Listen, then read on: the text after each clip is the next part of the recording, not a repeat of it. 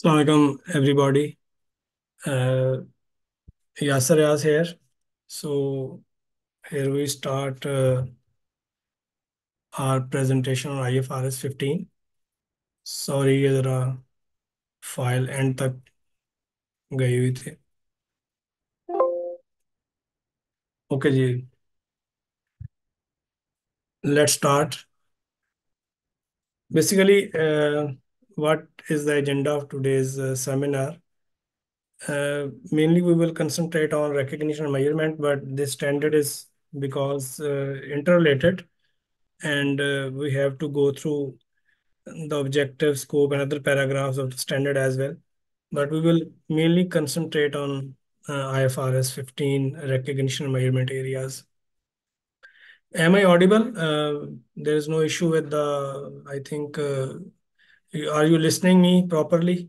Just confirm that I should start now.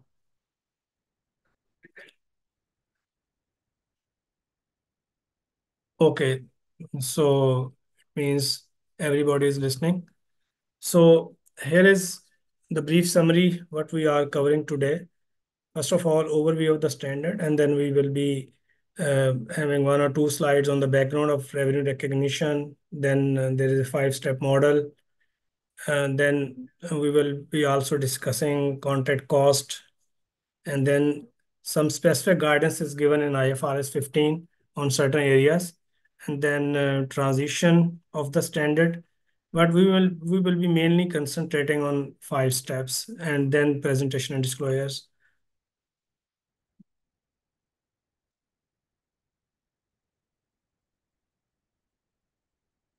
Okay, first of all, this IFRS was released in 2014, and then its application date was on 1st of January 2018.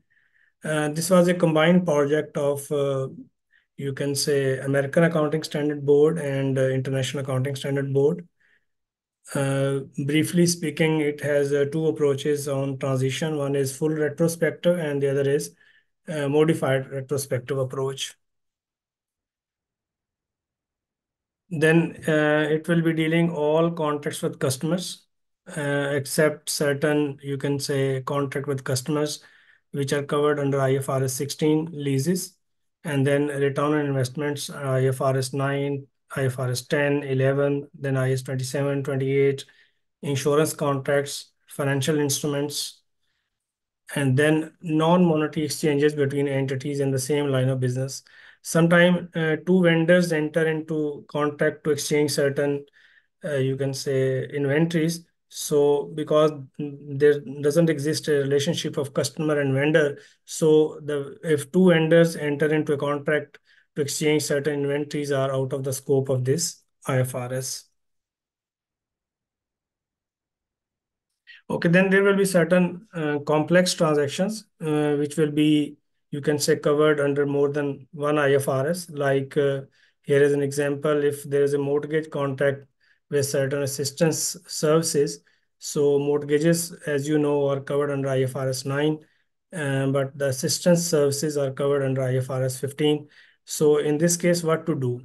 IFRS 15 basically says that if other IFRS provides certain guidance on, you can say, application of this type of complex contracts, then that IFRS has a preference. If that IFRS is silent, then IFRS 15 will be applicable. And main requirement of IFRS 15 is to account for these contracts under those IFRS based on their standalone selling prices. Let's say if there is a leasing contract and there is a service arrangement as well. So if IFRS 16 is not providing the information, then IFRS 15 will be providing the information that if a lease contract without the service agreement is there, or if a service agreement without the lease contract is there, then we have the standalone selling prices. So we will allocate the transaction price according to their standalone selling prices. Okay, if you have any question, you can put immediately. I will try to, you can say, answer. Uh, but this IFRS is a huge IFRS. So if the question relate to, you can say, next slides or next topics, So those will be answered according to the slides, which will be, you can say, following these slides. Then there is a scope and timing of the IFRS continues. Previously, IFRS, there were many, you can say, IFRS, IFRIC 13, IFRIC 15, IFRIC 18, IS 18, IS 11, and SIC 31 were dealing with, you can say, revenue recognition. But now all these concepts are covered under IFRS 15.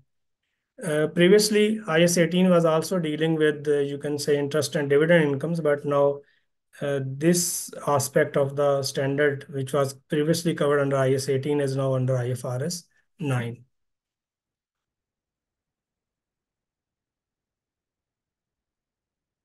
Okay, if you remember in the previous IS 18 or IS 11, the main criteria for the recognition of revenue was based on risk and rewards.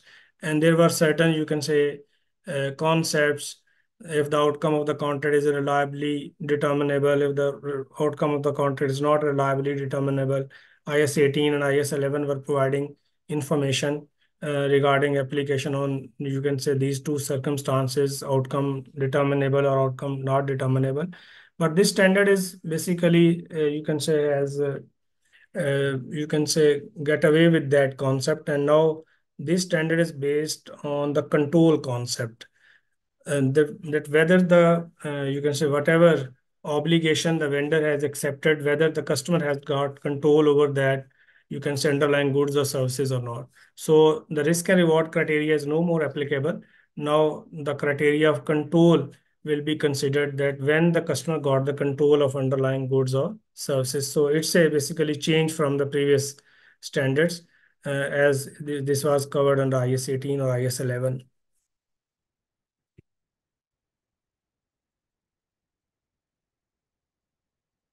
Okay, then how this revenue recognition is under IFRS 15. So here is a five-step model.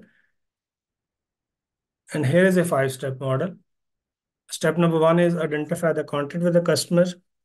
The contract may be oral, may be in writing, but that will depend on the jurisdiction in which that contract is being entered. If the oral contract is not enforceable in that jurisdiction, so that contract may not be, you can say, enforceable. So it cannot be, you can say, recognized under IFRS 15. So it depends on the jurisdiction in which the entity operate. If the oral contract is acceptable, then oral contract can also be, you can say, valid under IFRS 15 as well. So the second step is identify the separate performance obligation.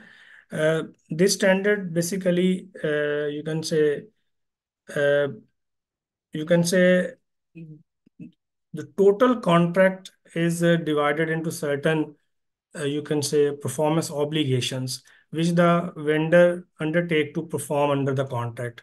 So when there are multiple performance obligations in the contract, then there is a very important area, that whether one performance obligation is distinct from the other performance obligation or not. So it's very important to understand under this concept that various promises under the contract are distinct or separate from each other or not. If they are not separate or distinct, then they will be bundled together, or you can say added together, and added till the point of time when that bundle of performance obligation becomes distinct from the other promises of performance obligation under the contract. And then step number three is determine the transaction price. So transaction price is basically contract price.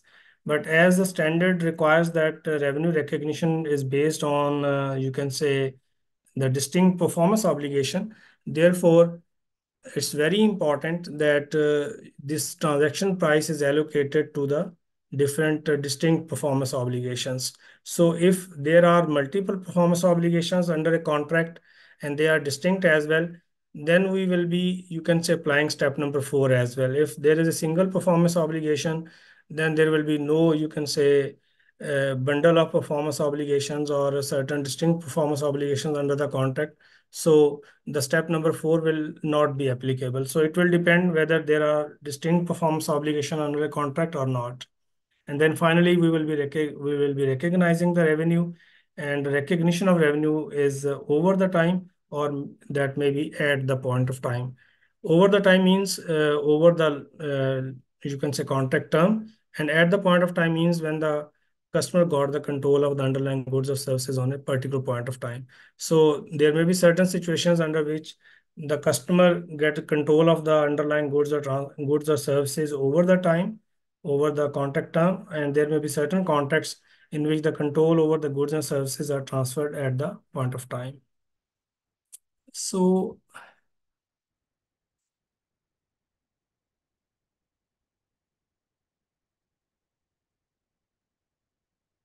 let me check any question. Okay.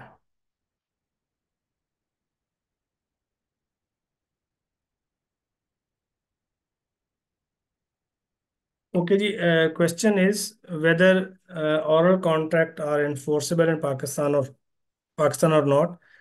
That will depend upon, you can say, the nature of the contract. Uh, like let's say if certain contracts are under the Contract Act, then we have to follow the requirements of Contract Act. And if there are certain contracts which are under the, you can say, Banking Companies Ordinance or Banking Companies Act, so it's very important that the parties who are entering into the contract are, you can say, what type of regulation under which they are basically entering into the contract. So in Pakistan, oral contract maybe you can say acceptable if we have certain, you can say, witnesses, but that will normally depend upon the nature of the contract. So there was only one question कि पाकिस्तान में oral contract जो है वो accepted है कि नहीं है.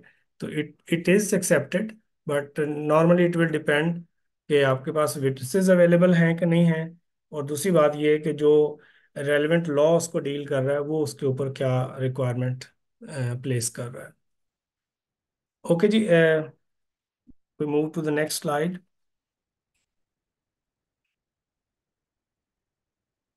Okay, what is basically a contract? Agreement between two or more parties creating enforceable right and obligation. Again, it may be in writing, it may be oral. And the important point is it must be enforceable. The contract must be enforceable. So it's very important that if a law that you can say a contract is enforceable, even if it's oral, so it can be, but normally the laws require that the contract should be in writing. There are very important attributes of the contract. Parties have approved the contract and are committed to perform. Each party's rights to goods or services can be identified. The payment terms for goods and services can be identified. The contract has commercial substance. It's very important. The parties who have entered into the contract have, you can say, respective benefit for entering into this contract. And then it is probable that the entity will collect the consideration. Uh, Basically, when the vendor undertakes to provide goods or services, the customer is basically paying the consideration. So the consideration, if probable, only then we can say it's a valid contract, or you can say we can proceed to the following steps of this IFRS. So previous जो standards say they were slightly different. Uh, and this standard is different from then in the concept कि जो previous standard था IS 18 or IS 11, they require that if it is probable that the customer will pay the consideration, only you can recognize that contract revenue under IS 18 or IS 11. This standard says that if it is probable that the customer will collect the consideration, and the consideration is the expected amount.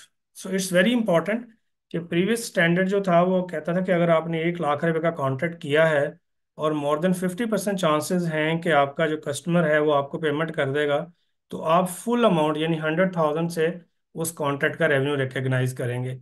But this standard says कि जो expected amount है उसके अंदर, let's say the expected amount is not 100,000, it's let's say 60,000. So if the probability of receipt of 60,000 is there, you will recognize the revenue of 60,000. So it's different from the previous standard. Previous standard requires that full amount of 100,000 can be recognized if more than 50% chances are there that the customer will pay the consideration.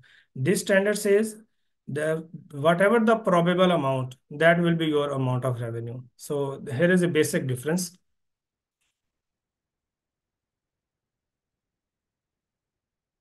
Okay, then there are certain exceptions as well.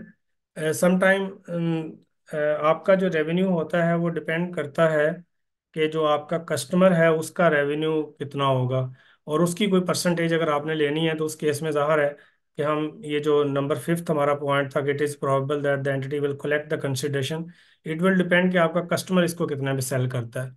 तो जब आपका customer इसको cell करेगा तो only then आप उसकी कोई percentage आप रिसीव करेंगे। तो इसलिए ये वाला जो पॉइंट है वो आपने एज एन एक्सेप्शन लेना है, और बाद में इसको हम रेवेन्यू रिकग्निशन में भी डिस्कस करते हैं कि जो आपका फर्ज करें कस्टमर की परफॉर्मेंस या कस्टमर की फर्दर कस्टमर को जो सेल है, अगर उसके ऊपर आपका रेवेन्यू डिपेंडेंट है तो देन जो है वो आपकी जो प्रोबेबिलिटी ऑफ रिसीट है वो तब आती है जब आपका कस्टमर जो है वो आगे अपने कस्टमर को सेल कर देता है। ओके जी, देन देर आर वन और टू क्वेश्चंस, तो हम साथ ही इसको टेकअप कर लेते हैं। First question is what is the need for ECL if we already recognise revenue for probable amount. देखें, जो ईसीएल है ना वो तो डिपेंड करता है कि आपने ऑलरेडी जितने पे अपना रिसीवेबल बुक किया था उसमें से आपकी कितनी अमाउंट एक्सपेक्टेड है। यहाँ जो हम बात कर रहे हैं वो रेवेन्यू रिकग्निशन की बात कर रहे हैं कि फर्ज करें आपने 1 लाख रुपए की चीज़ें सेल की हैं, प्रोबेबल है कि आपको सिर्फ 60,000 मिलेगा, तो जो एक्सपेक्टेड अमाउंट है उसके ऊपर आपने अपना रेवेन्यू रिकग्नाइज कर लिया। अब आपकी बुक्स में आपका कॉन्ट्रैक्ट एसेट या रिसीवेबल 60,000 का आ गया है, तो देन इस 60,000 की जो है वो आपने ईसीएल अंडर IFRS 9 जो है वो टेस्टिंग करनी है। तो आई थिंक ये पॉइंट आपको क्लियर हो गया होगा। And then the second question is in certain contracts customer agree on lump sum amount including goods and services, in that case the seller is at liberty to determine the breakdown of, no no, ऐसे नहीं है। अगर फर्ज करें एक ही contract के अंदर जो है वो आपके मल्टीपल परफॉर्मेंस ऑब्लिगेशंस हैं, गुड्स भी हैं सर्विसेज भी हैं, तो देन जो पहले तो ये डिटर्मिन किया जाएगा कि ये जो गुड्स और सर्विसेज हैं ये डिस्टिंक्ट हैं कि नहीं है। तो अभी अभी हम आगे जाके क्राइटेरिया ऑफ डिस्टिंक्ट को आइडेंटिफाई करते हैं, और फिर अगर वो डिस्टिंक्ट हैं तो देन जो कॉन्ट्रैक्ट प्राइस होती है फिर उसको जो stand alone selling prices of the different goods and services होती हैं उसके अकॉर्डिंगली एलोकेट किया जाता है, डिस्क्रिशन नहीं होती है। तो there is no discretion on the of the entity के वो कोई भी अमाउंट जो है वो गुड्स को या सर्विसेज को रिलेट कर सकते हैं, ऐसे नहीं है। जी, if you are satisfied then we will move forward. Any question on these you can say areas जहाँ पे आपने पहले बात की है? If satisfied then can we can move forward. Okay जी, then there is a very important area and that is contract term.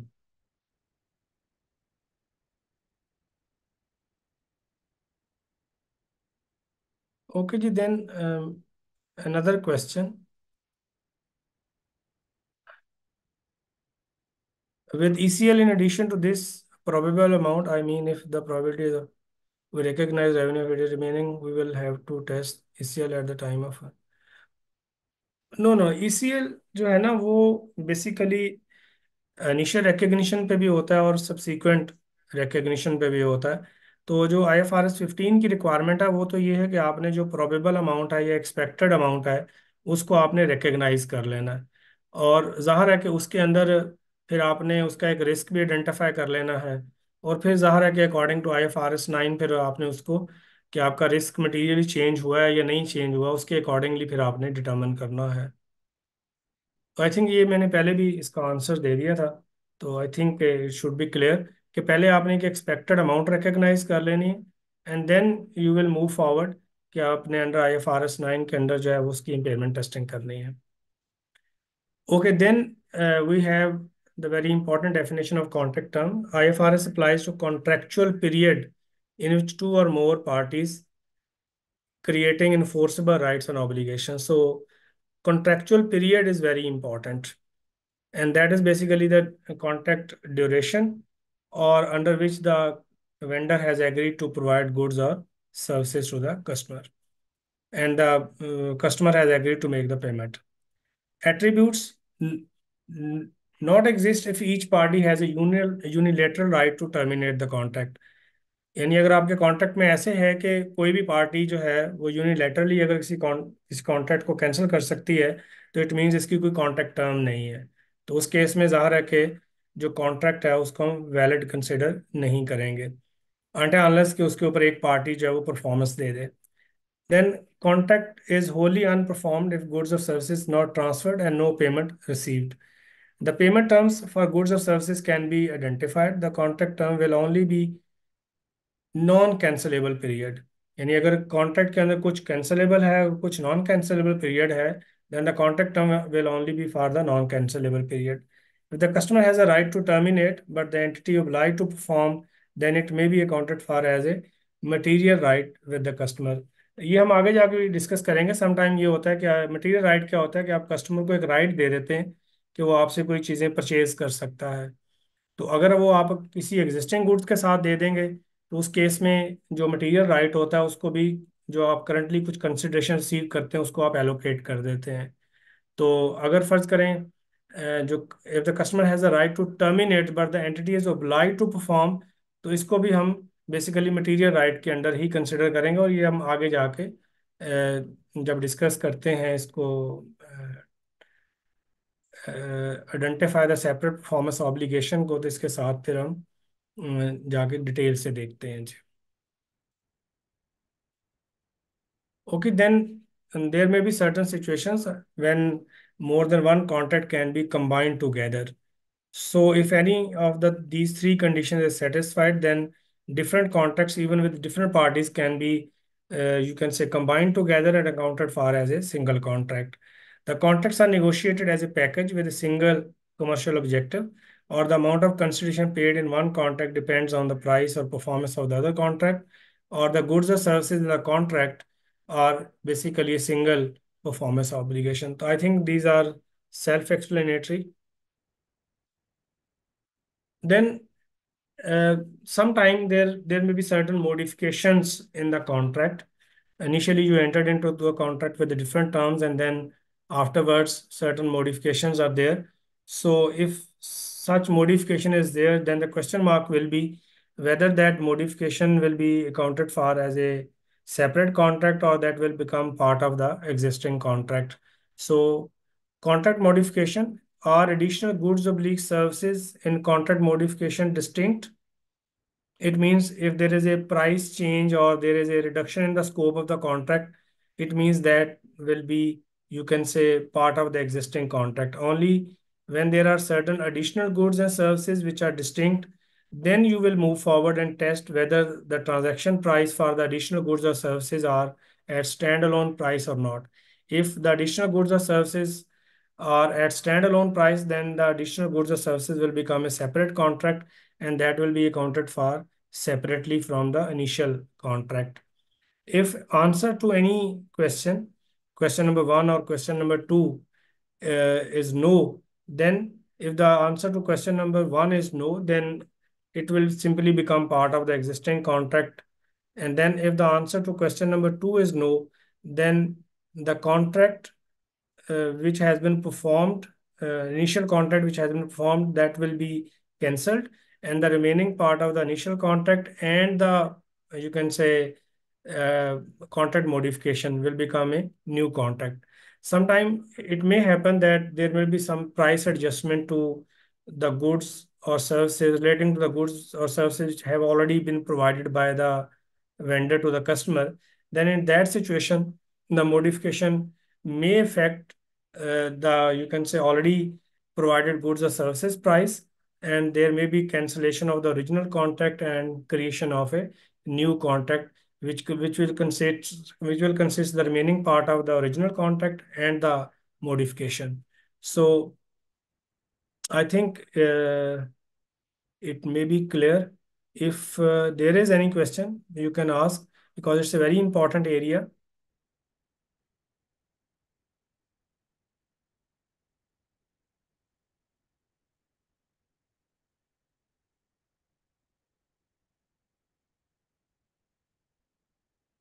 Okay, I don't think so. There is a question, so we move forward. And then we are with the main, you can say, problem with this IFRS, which normally people don't understand, and that is what is performance obligation and when we can say that one performance obligation under the contract is distinct from the other performance obligation in the contract. So, what is performance obligation? Performance obligation is a promise in a contract where the customer to transfer to the customer either a single good, a single service, or a bundle of goods or services that is distinct. Or it may be a series of distinct goods or services that are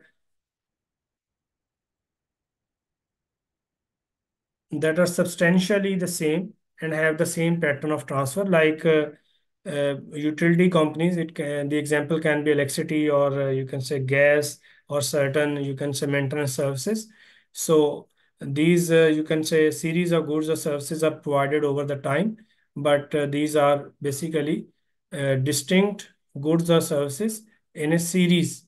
So each, you can say, uh, whatever consumption the consumer consume will become a distinct performance obligation. And then performance obligation can be explicit or it may be implicit based on practice or policies. Uh, Previous IS 18 or IS 11, whenever you provide certain warranties, they were covered under IS 37. But now, if there are certain warranties, those will also be considered as separate performance obligations. Like let's say अगर आप एक customer है, उसको आप कोई goods provide करते हैं और साथ आप ये कहते हैं जी अगर कोई डिससेटिस्फेक्शन होगी तो हम रिपेयर कर देंगे, रिप्लेस कर देंगे, या फर्ज करें आपको मेंटेनेंस साथ ऑफर कर देते हैं, तो उस केस में नॉर्मली प्रीवियसली अंडर IS 18 और IS 11 जो था, इस तरह की जो आपकी आप कह लें ऑब्लिगेशन थी, उसको हम IS 37 में क्लासिफाई कर देते थे। अब ऐसे नहीं है। अगर आप इस तरह की कोई फर्ज करें अंडरटेक करते हैं सर्टन ऑब्लिगेशंस, तो उसमें से जो मेजॉरिटी ऑब्लिगेशंस हैं those will be covered under IFRS 15 as a separate performance obligation. इसकी एग्जांपल जो है वो हम IS 37 से ही ले लेते हैं कि लेट्स से एक जुरिस्डिक्शन में आप जो है वो इन राइटिंग तो अंडरटेक नहीं करते हैं कि आप डिससेटिस्फाइड कस्टमर को कोई सर्विसेज, रिपेयर सर्विसेज प्रोवाइड करेंगे, but everybody in that jurisdiction knows कि कोई भी डिससेटिस्फाइड कस्टमर आता है तो आप उसको कोई रिपेयर या रिप्लेसमेंट कर देते हैं। तो ऑल्दो कि आपने कॉन्ट्रैक्ट में नहीं लिखा हुआ कि आप कोई जो है वो रिपेयर एंड या मेंटेनेंस प्रोवाइड करेंगे, but it's a implied performance obligation. So explicit mean it is clearly written in the contract, and implicit means that in that jurisdiction you have a past practice or published policy under which you are obliged to perform that obligation. Then there is a very important line: if no transfer to customer, no performance obligation. Sometime you charge certain fee to the customer, and against that fee, you are not committing any performance obligation. In that case, that will not be, you can say, there will not be any performance obligation, and that revenue or income will be recognized immediately because you haven't committed any performance obligation for that fee, or you can say receipt. Okay, then we have what is distinct.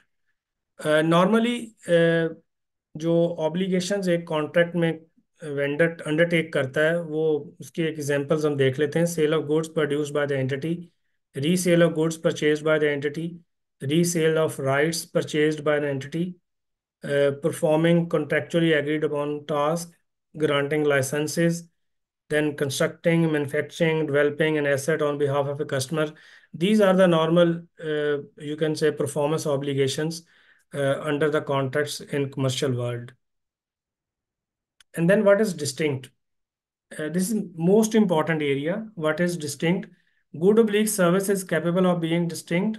Customer can benefit from good oblique service on its own or in conjunction with other readily available resources. So what that means, basically, this criteria is applicable on the transaction level. If there are, you can say, more than one goods or services in a contract, and you provide one or two of those, then you will test whether the partial performance obligation which you have satisfied, whether the customer can get benefit of that good or service on its own. So this is our first criteria, and it is basically at the transaction level. And then there is a second criteria which is basically at the entity level. यानी जो आपका vendor है उसको entity level पे देखेगा कि जो contract के अंदर रिमेनिंग गुड्स या सर्विसेज हैं, आया वो पहले वाली गुड्स के साथ ऐड होनी चाहिए, या उसको हम सिंगल परफॉर्मेंस ऑब्लिगेशन में कंसिडर करें, या उसको हम सेपरेट कंसिडर करें. सो second criteria is separately identified from other goods or league services in the contract. इसको जो है वो स्टैंडर्ड ने सर्टन एग्जांपल्स के जरिए आइडेंटिफाई किया है. Entity is not using good oblique service as an input to produce और deliver a combined output.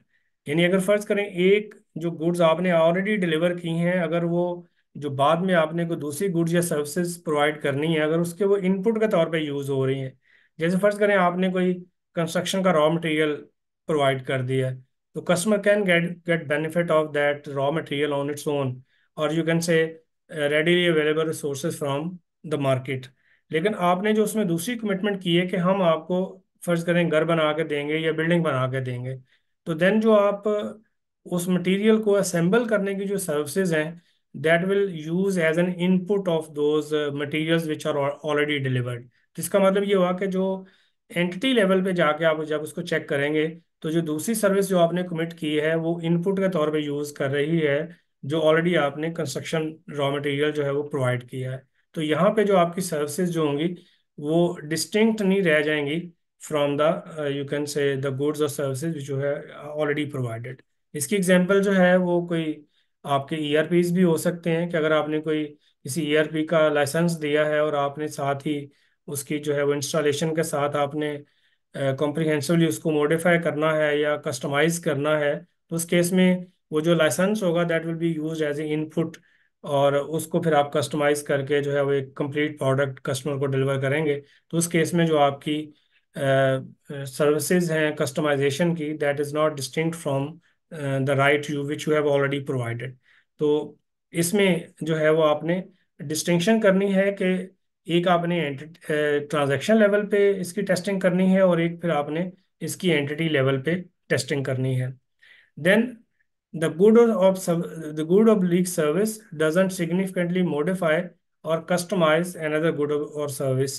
So ये मैं पहले भी एक्सप्लेन कर चुका, आई थिंक ये भी इसके साथ एग्जांपल्स हैं चौके, तो ये एक जैसी हैं. The good of leak service is not highly dependent with other goods और सर्विसेज इन द कॉन्ट्रैक्ट. यानी आपस में अगर इंटरडिपेंडेंट हैं, कंबाइन होके आपने कोई आउटपुट डिलीवर करना है, तो उस केस में भी they will be considered as at entity level के, ये एक दूसरे से अलहदा नहीं है.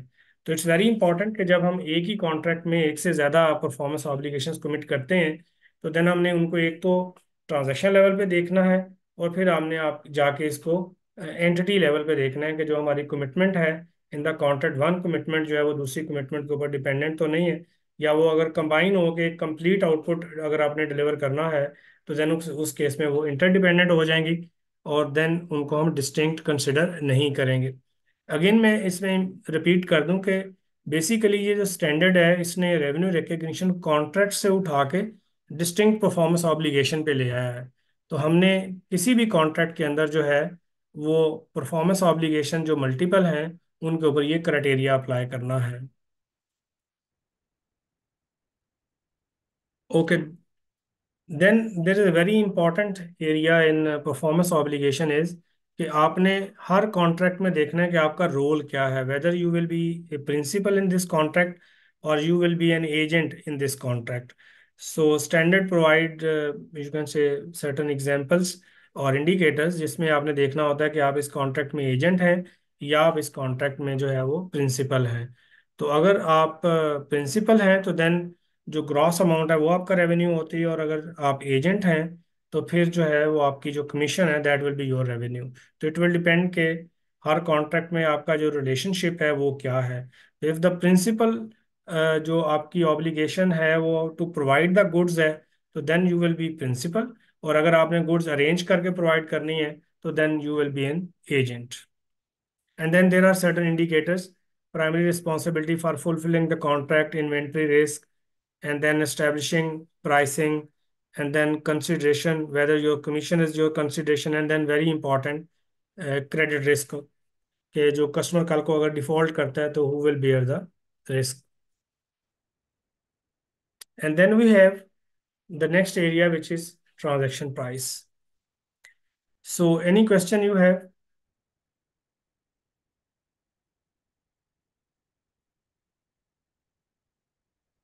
Okay, ji, we have a question. In case of reselling software license procured other license owners, do we have to recognize revenue at net or gross basis? Normally, if you are an agent in you can say software resale, तो then commission income will be your revenue, not the full receipt. And normally ऐसे ही होता है जब आप contract देखते भी हैं इस तरह के, तो जो लाइसेंस फी होती है वो नॉर्मली डायरेक्ट पे हो रही होती है, और जो प्रिंसिपल होता है वो कमीशन आपको खुद जो है वो सेंड कर रहा होता है. अगर ऐसे नहीं भी होगा तो जो कमीशन है वो आपका रेवेन्यू है, क्योंकि जो गुड्स या जो भी सॉफ्टवेयर आप प्रोवाइड कर रहे हैं उसमें जो प्राइसिंग है या जो बाकी उसके रिस्पॉन्सिबिलिटीज हैं वो आपकी नहीं है, तो उसमें नॉर्मली आपका जो कमीशन है that will be your revenue. Okay, is it clear?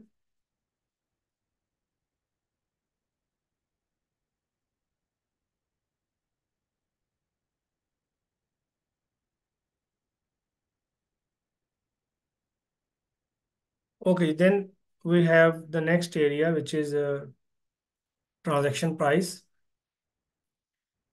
Transaction price basically means the contract price. Even though sometime in the contract, the price for each performance obligation may be separately provided, but keep in mind that first you have to determine the transaction price, and if even the price is separately provided in the contract, you have to test whether that price you can say is nearly equal to its standalone price or not, because sometime discount in one you can say performance obligation can affect the price of the other performance obligation. So it's very important first you identify the total contract price, and then you will move forward whether the price separately provided for each performance obligation really means the price for that performance obligation or not. So first of all, what is the contract price or the transaction price? Amount of consideration to which the entity expects to be entitled. Again, the word expects is very important. Expects to be entitled in exchange for transferring promised goods or services to a customer, excluding the amount collected on behalf of third parties. Amount of consideration to which the entity expects to be entitled. Here the word expects is very important. Which the amount which is probable to be received by the customer, and it is the you can say probability weighted amount, and then excluding the amount collected on behalf of third parties. If you are an agent and even you are receiving the full amount, your revenue is only restricted to the amount of commission. And then add the inception date. यानी when you have entered into the contract, that is normally the inception date. So जो contract price है उसको आपने inception date पे जो है वो determine करना है when you entered into the contract. How to determine the transaction price? Transaction price, sometimes it's a very straightforward concept, but sometimes there may be certain you can say complexities, and those complexities normally involve in the variable consideration. So you may see that there will be certain fixed part of the transaction price, there may be some variable part of the transaction price. First of all, what is meant by variable consideration? Variable consideration means the discounts, credits, refunds. Okay, discounts means both trade discount and settlement discount. Previously, the standards require that only the trade discount will be deducted from the contract revenue, or the you can say from the revenue amount, and the settlement discounts were recorded separately. But now the discount, either it's a you can say cash discount, or it's a you can say settlement discount, or a trade discount that have the same meaning under this IFRS. And then concessions, incentives, and penalties. So if there are certain discounts or credits which you have offered to the customer, right at the inception date, you can say determine whether the customer will get those discounts or not, and you will accordingly adjust your amount of revenue. Okay, when these you can say discounts, credits, or refunds are given in the contract, then you have to re-estimate the contract price as well. If you can say the contract, you can say contract term is more than you can say one accounting period, then you have to reassess at each reporting date that what will be the amount of the revenue. And then constrained constraining estimates in the variable consideration. Sometimes the contract may say that, let's say your amount of revenue can be, let's say, two three figures. It may be 10,000, it may be 12,000, it may be 14,000, it may be 16,000. So when such a situation exists, then it can be a whole figure. So you will go for the most likely amount. What will be your most probable, or the amount which has the most probability? But when it can be any amount between 10,000 to 10,000 to 16,000, then you will simply you can say get the probability weighted amount. So it will depend that how your amount of revenue will be determined. And then very important is magnitude of reversal. So अगर आप किसी amount को estimate कर रहे हैं, तो ना सिर्फ आपने उसके अंदर प्रोबेबिलिटी को देखना है, बल्कि आपने उसके जो रिवर्सल के चांसेस हैं उनको भी बीच में आपने कंसिडर करना है. Then existence of significant financing component. Normally ये होता है कि या तो आप अमाउंट पहले रिसीव कर लेते हैं और परफॉर्मेंस ऑब्लिगेशन आपने किसी लेटर डेट पे देनी होती है, या अपोजिट होता है कि आप जो है वो परफॉर्मेंस ऑब्लिगेशन पहले सेटिस्फाई कर देते हैं और जो रिसीट है वो आपकी बाद में आनी होती है. तो दोनों केसेस में स्टैंडर्ड रिक्वायर के आपने ये देखना है कि जो टाइम पीरियड है परफॉर्मेंस ऑब्लिगेशन की सेटलमेंट में और उसकी रिसीट में, या वाइस वर्सा जो है, अगर वो मटेरियल है नॉर्मली मोर देन 1 ईयर है, तो देन फिर आपने उसके अंदर प्रेजेंट वैल्यूज को भी इनकॉर्पोरेट कर देना है. यानी अगर आपने पैसे पहले रिसीव कर लिए हैं, तो जो आपकी कॉन्ट्रैक्ट लायबिलिटी है उसके ऊपर आपने इंटरेस्ट को अक्रू करना है. तो पहले आप इंटरेस्ट अक्रू करके इंटरेस्ट एक्सपेंस रिकग्नाइज करेंगे और अपनी कॉन्ट्रैक्ट लायबिलिटी को बढ़ा लेंगे. और फिर जब आप परफॉर्मेंस ऑब्लिगेशन सेटिस्फाई करेंगे तो टोटल कॉन्ट्रैक्ट लायबिलिटी को उठा के आप रेवेन्यू का पार्ट बना देंगे. और अगर दूसरी तरफ होगा तो आप आज रेवेन्यू रिकग्नाइज कर लेंगे अगर आपने परफॉर्मेंस ऑब्लिगेशन सेटिस्फाई कर दी है, और फिर जो रिसीवेबल है उसके ऊपर जो है वो आप इंटरेस्ट अक्रू करेंगे. तो इट्स वेरी इंपॉर्टेंट कि जो अमाउंट ऑफ रेवेन्यू है वो हमेशा आपकी फेयर वैल्यू भी होती है, यानी एक्सपेक्टेड अमाउंट के साथ आपने फेयर वैल्यू को भी कंसिडर करना है. And then non cash consideration. ये नॉर्मली जब बार्टर ट्रांजेक्शन्स होती हैं तो उसमें कुछ गुड्स के अगेंस्ट आप कुछ गुड्स या सर्विसेज ले रहे होते हैं, तो उस केस में आपने जो fair value of the goods या सर्विसेज जो आप रिसीव करते हैं, that will be your amount of revenue. And then consideration payable to customer. Sometime ये होता है कि आप अपना जो कस्टमर है उसको भी पेमेंट कुछ एडवांस में करते हैं. तो उस केस में ये बड़ा ज़रूरी होता है कि जो कस्टमर को आप पेमेंट कर रहे हैं उसकी रीज़न क्या है, उसकी लॉजिक क्या है. तो इसमें पहली सिचुएशन क्या हो सकती है, for distinct goods oblique services. जैसे फर्ज करें आपका जो कस्टमर है कोई बड़ा रिटेल आउटलेट है, ठीक है, और वो कहता है जी कि आपने अगर मेरे पास स्पेस लेनी है तो आप स्पेस के लिए मुझे एडवांस में पेमेंट करें. तो ऐसी केस में जो आप पेमेंट कर रहे होते हैं वो फिर बेसिकली आप उस स्पेस के लिए पेमेंट कर रहे होते हैं, डिस्टिंक्ट गुड या सर्विसेज के लिए कर रहे होते हैं. तो वो तो आपकी अलहदा से जो है वो परचेजेस के तौर पे या आपकी अलहदा सर्विसेज के तौर पे एक्सपेंस बुक हो जाएगा. लेकिन अगर फर्ज करें जो आप पेमेंट कर रहे हैं उसके अगेंस्ट कोई गुड्स या सर्विसेज नहीं है, या आपके कस्टमर ने कोई कमिट नहीं किया है, तो उस केस में फिर आपकी जो ट्रांजैक्शन प्राइस होती है उसमें से आप उसको रिड्यूस कर लेते हैं. जैसे फर्ज करें आपने जो है वो कस्टमर कोई रिटेल आउटलेट है, आपने उसको कहा जी कि मैंने आपको गुड्स सेल करनी है, या उसके साथ आपने कॉन्ट्रैक्ट कर लिया है सेल ऑफ गुड्स का.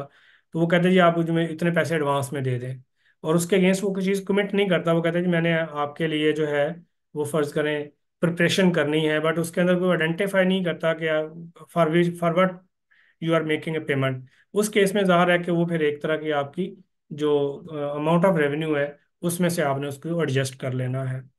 And then material right on future purchases. Sometime क्या होता है कि आप कस्टमर को जो है वो ये कहते हैं कि जी आप हमसे अभी जो क्वांटम ऑफ का है उस क्वांटम की आप चीज़ें ले लें, तो हम आपको एक सर्टन प्राइस चार्ज करेंगे। लेकिन साथ ही उसको आप राइट दे देते हैं कि जब आप एडिशनल ऑर्डर प्लेस करेंगे तो हम आपको इसमें से डिस्काउंट दे देंगे। अगर कोई इस तरह की सिचुएशन हो तो इसको हम कहते हैं कि आपने करंट कॉन्ट्रैक्ट के साथ जो है वो एक मटेरियल राइट दे दिया है फ्यूचर में जो आपने गुड्स या सर्विसेज उसको प्रोवाइड करनी है। तो उस केस में फिर जो आज आप उससे पैसे रिसीव कर रहे होते हैं वो सारे इस गुड्स या सर्विसेज के नहीं होते हैं जो अभी आप प्रोवाइड कर रहे होते हैं, बल्कि वो आपने फ्यूचर की जो गुड्स या सर्विसेज होती हैं उसके ऊपर भी आपने जो है वो एग्रीमेंट कर लिया होता है। तो उस केस में फिर आप जो करंट जो आपकी गुड्स या सर्विसेज होती हैं वो जो आप करंट रेवेन्यू रिसीव कर रहे होते हैं वो सारा इन गुड्स का नहीं है, बल्कि वो आपने फ्यूचर में जो गुड्स या सर्विसेज प्रोवाइड करनी है उनसे रिलेटेड भी आपने रिसीव कर लिया होता है। तो उस केस में फिर उतनी अमाउंट को आप कॉन्ट्रैक्ट लायबिलिटी के अंदर शामिल कर देते हैं जो फ्यूचर गुड्स या सर्विसेज के लिए आपने रिसीव की होती है। तो इसको बेसिकली हम मटेरियल राइट का नाम देते हैं। Okay then we have some more questions. तो मैं साथ साथ कोशिश इसलिए कर रहा हूँ कि हम बाद में हमारे इशू ना हो।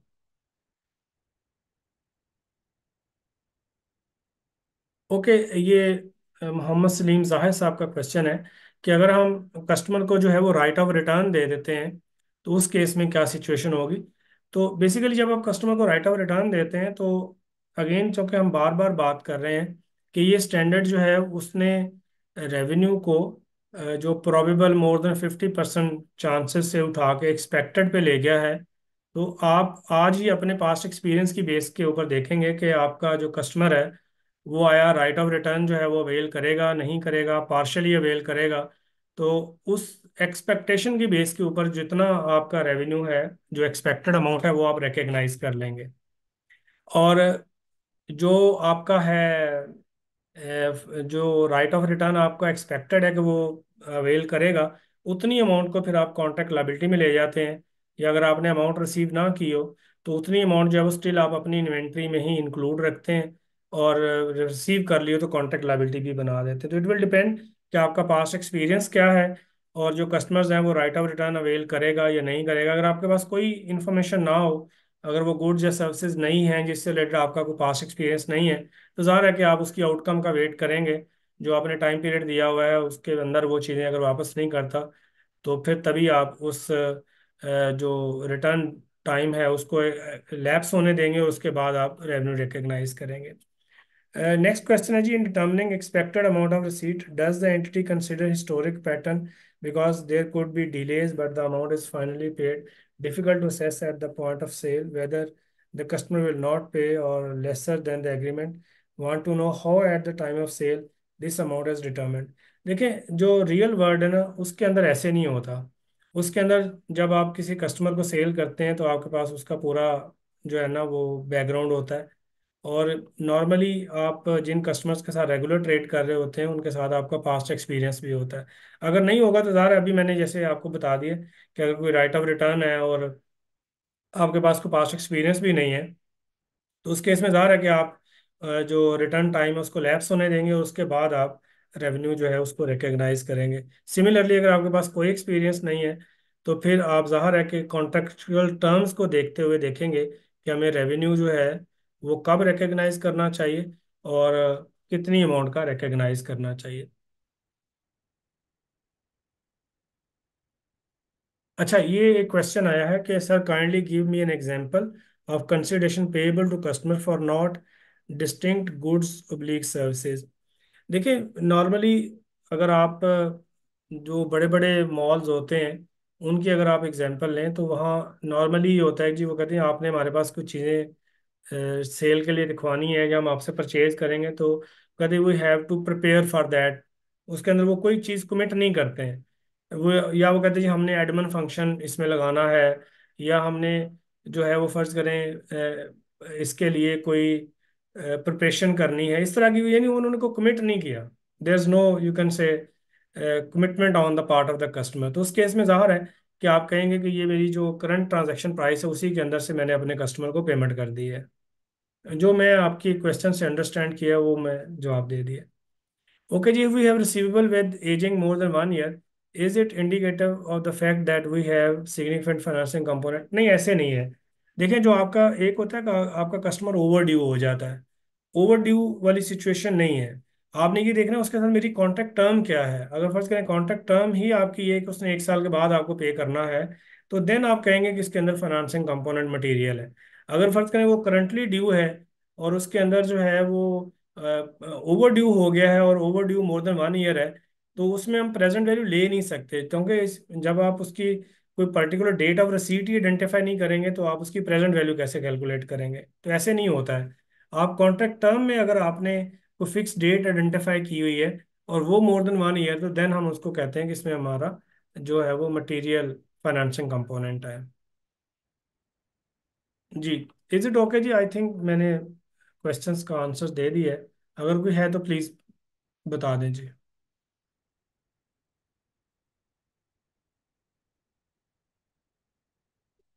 ओके जी, लेट्स मूव फॉरवर्ड।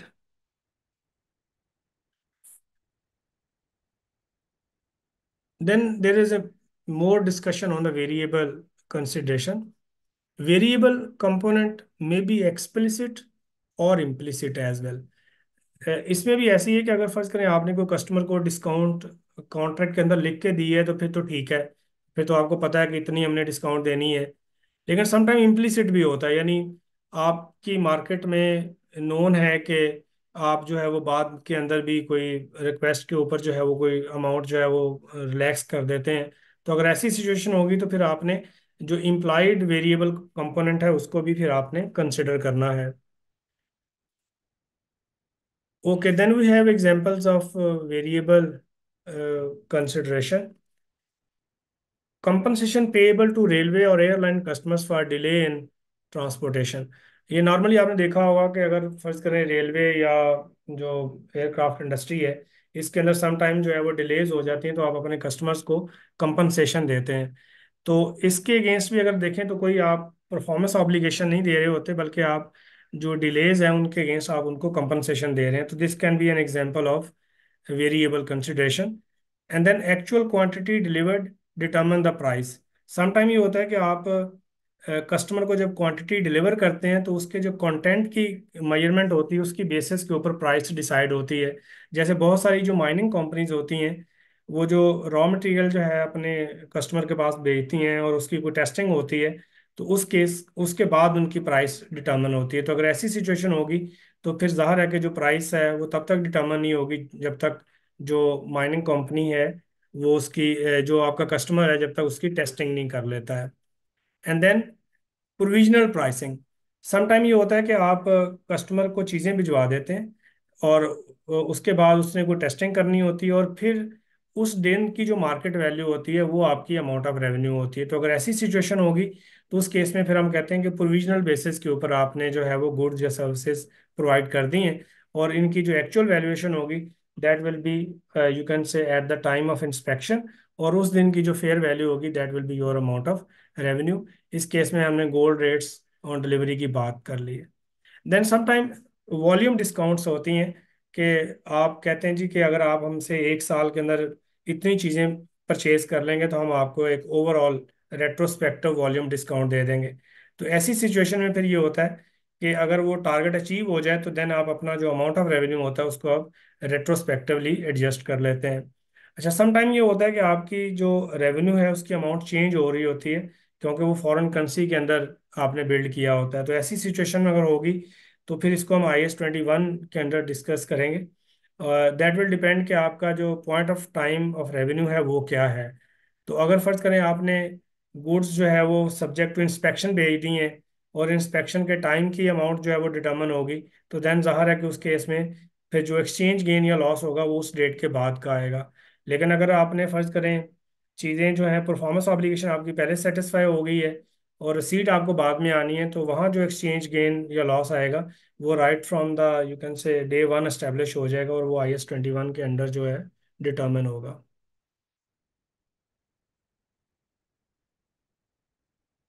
ओके जी। अच्छा, इसमें एक क्वेश्चन पूछा गया है कि material right on future purchases की एग्जांपल क्या है। तो बेटा इसकी कोई भी एग्जांपल हो सकती है। जैसे फर्ज करें आपने जो है वो गुड्स तो आज प्रोवाइड किए हैं, और आपने कहा जी कि आप हमसे अगर फ्यूचर में बाइंग करेंगे, या आपने फर्ज करें 10,000 यूनिट्स उसको दे दिए हैं, आपने कहा जी अगले ऑर्डर पे हम आपको मजीद डिस्काउंट जो है वो इतने परसेंट दे देंगे।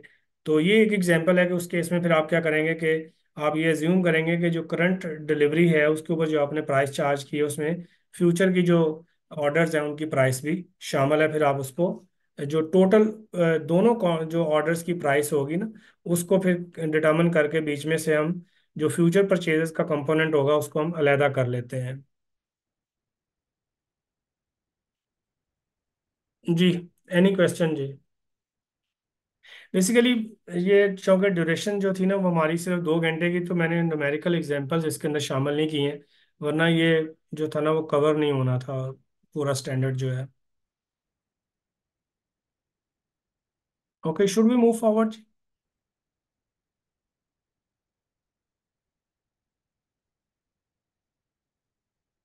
ओके, क्वेश्चन ये आया कि in case of volume discount do we need to adjust today based on past experience.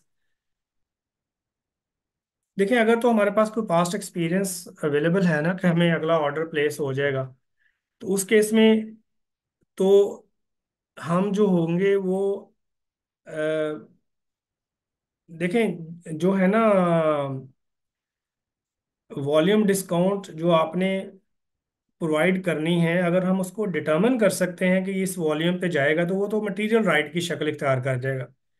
अगर मेरे पास नहीं होगा ना तो तभी मैं जो है वो रेट्रोस्पेक्टिवली एडजस्ट करूंगा, अदरवाइज तो मैं फिर मटेरियल राइट की अकाउंटिंग करूंगा और मेरे पास इंफॉर्मेशन अवेलेबल है, फिर मैं उसको अलहदा से वैसे ही अकाउंट फॉर कर लूंगा और कॉन्ट्रैक्ट लायबिलिटी के तौर पर रिकग्नाइज कर लूंगा।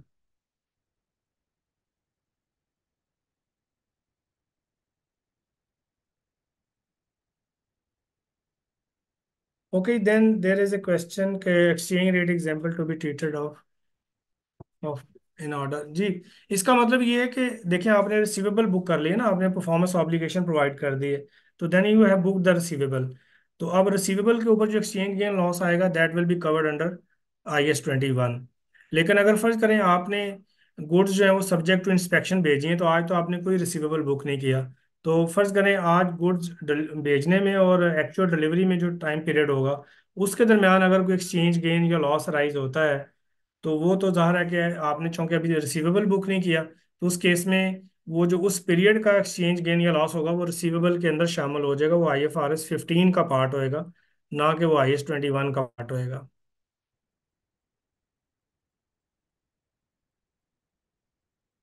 Okay, should we move forward?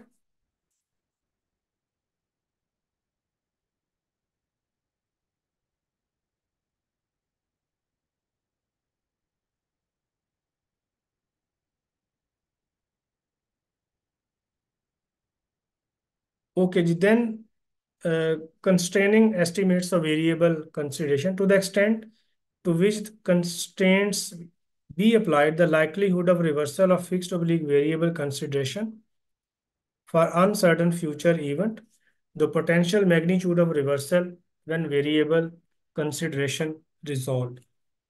Basically जैसे मैंने अभी पहले आपसे बात की है कि जो कंस्ट्रेंट हैं वो हैं क्या, कि एक तो ये बात है कि आपने ये देखना है कि मेरे पास जो रेंज ऑफ पॉसिबिलिटीज हैं उसके अंदर या तो मैं मोस्ट प्रोबेबल अमाउंट को अपना रेवेन्यू कंसिडर कर लूंगा, और अगर मेरे पास जो है वो रेंज के अंदर कोई भी अमाउंट हो सकती है तो उसकी मैं एक्सपेक्टेड वैल्यू ले लूंगा। और फिर जैसे जैसे टाइम गुजरेगा और जो मेरी जो वेरिएबिलिटी है उसके ऊपर मजीद इंफॉर्मेशन आएगी, तो देन मैं अपना जो एस्टिमेट होगा उसको अपडेट भी कर लूंगा। ठीक है जी। तो factors indicating significant revenue reversal, कब आप जो है वो कहेंगे कि जो मेरा रेवेन्यू जो है इसमें रिवर्सल जो है उसके इंडिकेशंस क्या हो सकते हैं। highly susceptible to factors outside entities control, revenue based on earnings of customer, ये हमने पहले भी बात की थी कि अगर आपका रेवेन्यू जो है वो आपके कस्टमर के रेवेन्यू के ऊपर डिपेंडेंट है, तो रेवेन्यू जो है वो डिले हो जाएगा और उसकी अमाउंट भी डिले हो जाएगी टिल द डे जब आपका कस्टमर आगे अपने कस्टमर्स को सेल कर देता है। Uncertainty regarding amount to be resolve after long time, और जितना ज्यादा टाइम इन्वॉल्व होगा उतनी ज्यादा जो है वो अनसर्टेनिटी जो है वो आप कह लें कि बढ़ती जाएगी। ठीक है। And then past experience of entities estimate, entity is limited, वहां भी ज़ाहिर है कि आपका एस्टिमेट जो होगा वो बहुत कम होगा या उसमें रिवर्सल के चांसेस ज़्यादा होंगे। The entities practice to offer broad range of prices, यानी यहाँ पे आपने एक ब्रॉड रेंज ऑफ प्राइसेस दे दी हैं, वहां भी आपके लिए पॉसिबल नहीं होगा कि आप अमाउंट ऑफ रेवेन्यू जो है उसको प्रॉपरली आइडेंटिफाई कर लें। And then large number and broad range of possible consideration amounts, जहाँ पे आपकी जो अमाउंट ऑफ रेवेन्यू है वो बहुत सारे फ्यूचर इवेंट्स के ऊपर डिपेंडेंट होगी, उस केस में भी आपके लिए पॉसिबल नहीं होगा कि आप ट्रांजैक्शन प्राइस को प्रॉपरली आइडेंटिफाई कर लें।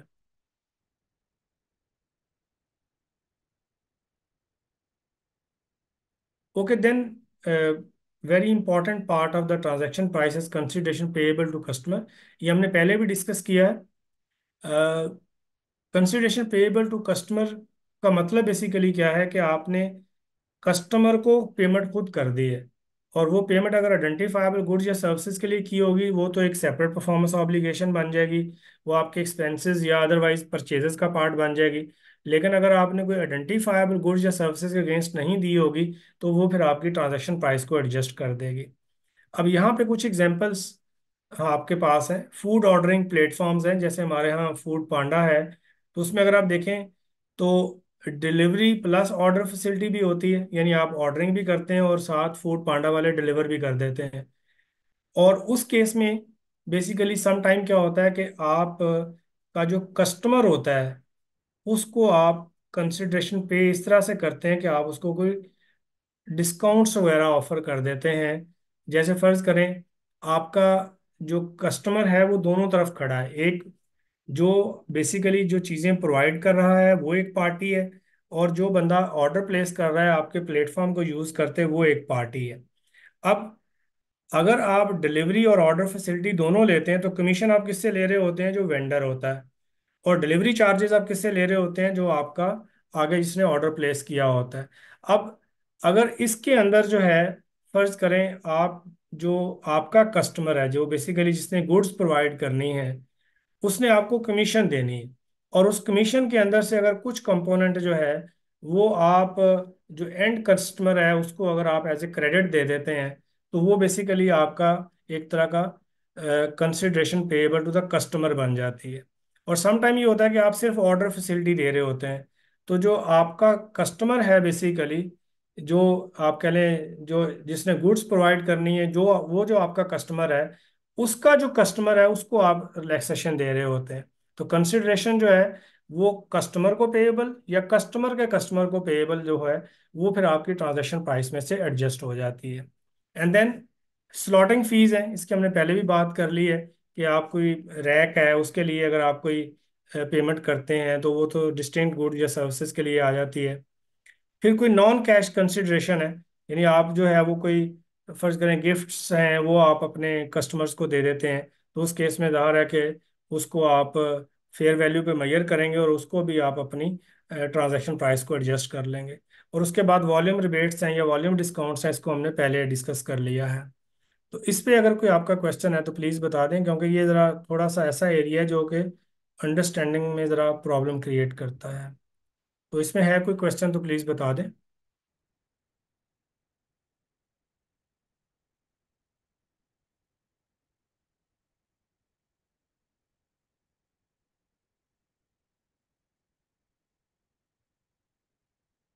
ओके जी, आई डोंट थिंक सो कि क्वेश्चन है। नेक्स्ट मूव करते हैं जी। Okay, next area is allocation of transaction price.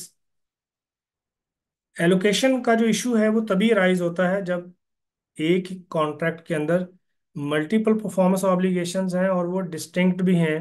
तो देन जो है वो आपका ये इशू राइज होता है कि आपने जो ट्रांजैक्शन प्राइस है उसको आपने डिफरेंट परफॉर्मेंस ऑब्लिगेशन जो डिस्टिंक्ट है उनको आपने एलोकेट करना है। To allocate the transaction price to each performance obligation in an amount that depicts the amount of consideration। Basically ये इंपॉर्टेंट पॉइंट है कि जैसे अभी थोड़ी देर पहले एक क्वेश्चन भी पूछा गया था कि ये हमारी डिस्क्रिप्शन है कि अगर एक ही कॉन्ट्रैक्ट के अंदर जो है वो मल्टीपल परफॉर्मेंस ऑब्लिगेशंस हैं तो हम अपनी मर्जी से जो है वो वैल्यू एलोकेट कर लें, तो ऐसे नहीं है। यहाँ जो वर्ड यूज हो रहा है, that depicts the amount of consideration for transferring promised goods oblique services. यानी आपने ये देखना है कि जो आपकी एलोकेशन है वो डिपिक्ट करनी चाहिए जो आप उन गुड्स या सर्विसेज के लिए रिसीव करते हैं नॉर्मल कोर्स के अंदर। तो यही वजह है कि आप जो एलोकेशन करेंगे वो नॉर्मली उनकी स्टैंड अलोन प्राइसेस की बेसिस पे कर रहे होते हैं। तो इट्स वेरी इंपॉर्टेंट पॉइंट कि जब एक ही कॉन्ट्रैक्ट के अंदर मल्टीपल परफॉर्मेंस ऑब्लिगेशंस हैं और वो डिस्टिंक्ट हैं, तो उनकी जो टोटल ट्रांजैक्शन जो प्राइस है उसको आपने उनकी एलोकेट करना है जो कि उनकी ट्रू जो वैल्यूज हैं उसको डिपिक्ट कर रहा हो, जो उनकी कंसिडरेशन है उनको डिपिक्ट कर रहा हो। इसीलिए मैंने पहले कहा था कि अगर एक ही कॉन्ट्रैक्ट के अंदर कुछ वेरिएबल कंसिडरेशन है, कुछ फिक्स है, या इवन आपने प्राइसेस जो है वो रिलेट क्यों नहीं कर दी हैं to the different performance obligations, तो इट डजेंट मीन कि वो उनकी प्राइसेस हैं। आपने ये देखना है कि जो प्राइसेस हैं वो डिपिक्ट करनी चाहिए उनकी जो कंसिडरेशन है जो नॉर्मल कोर्स में इंडिविजुअली जिस पे वो सेल होती हैं। तो ये पॉइंट आपने इसके अंदर याद रखना है। How to allocate the transaction price based on relative standalone selling prices। तो criteria to apply, there may be you can say certain exceptions as well। allocating discounts आपके पास आ रहा है, अगर फर्ज करें वेरिएबल कंसिडरेशन है तो आपने उसको कैसे एलोकेट करना है डिस्काउंट की शक्ल में। entity regular sells each distinct good oblique service on a standalone basis। bundles are also sold regularly on a standalone basis at a discount to standalone prices। discount attributable to each bundle is substantially the same as the discount in the contract। तो इसमें आप छोटी सी example भी ले सकते हैं कि let's say product A B C हैं और इनकी जो टोटल प्राइस है इंडिविजुअली उसका अगर हम टोटल करें तो वो 140 है। लेकिन आप जो है फर्ज करें ये प्रोडक्ट्स जो हैं उनको आप सेल कर देते हैं 100 के ऊपर। तो देर में कैन बी वन सिचुएशन कि जो डिस्काउंट है वो सबको आप उनकी स्टैंड अलोन प्राइसेस के अकॉर्डिंगली एलोकेट कर दें। तो उस केस में क्या होगा कि जो आप 40 की डिस्काउंट दे रहे हैं वो अकॉर्डिंगली सबको एलोकेट हो जाएगी।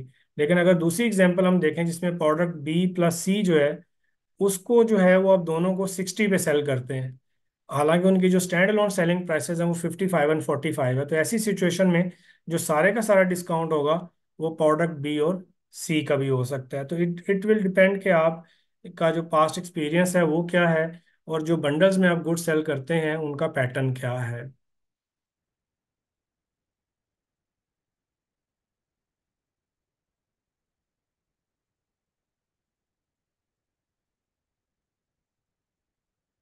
ओके जी, we have question. If a company provides a payment to a customer as an incentive for entering into a contract, how should this payment be treated? Would the treatment change if the payment is contingent on future sales? And how would you assess whether the payment is a reduction of the revenue or a cost?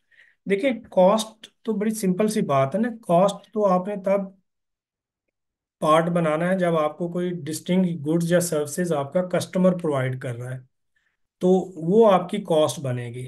ठीक है ना। और अगर फर्ज करें आप जो है वो if a company provides a payment to customer और as an incentive for entering into a contract, how should this payment be treated?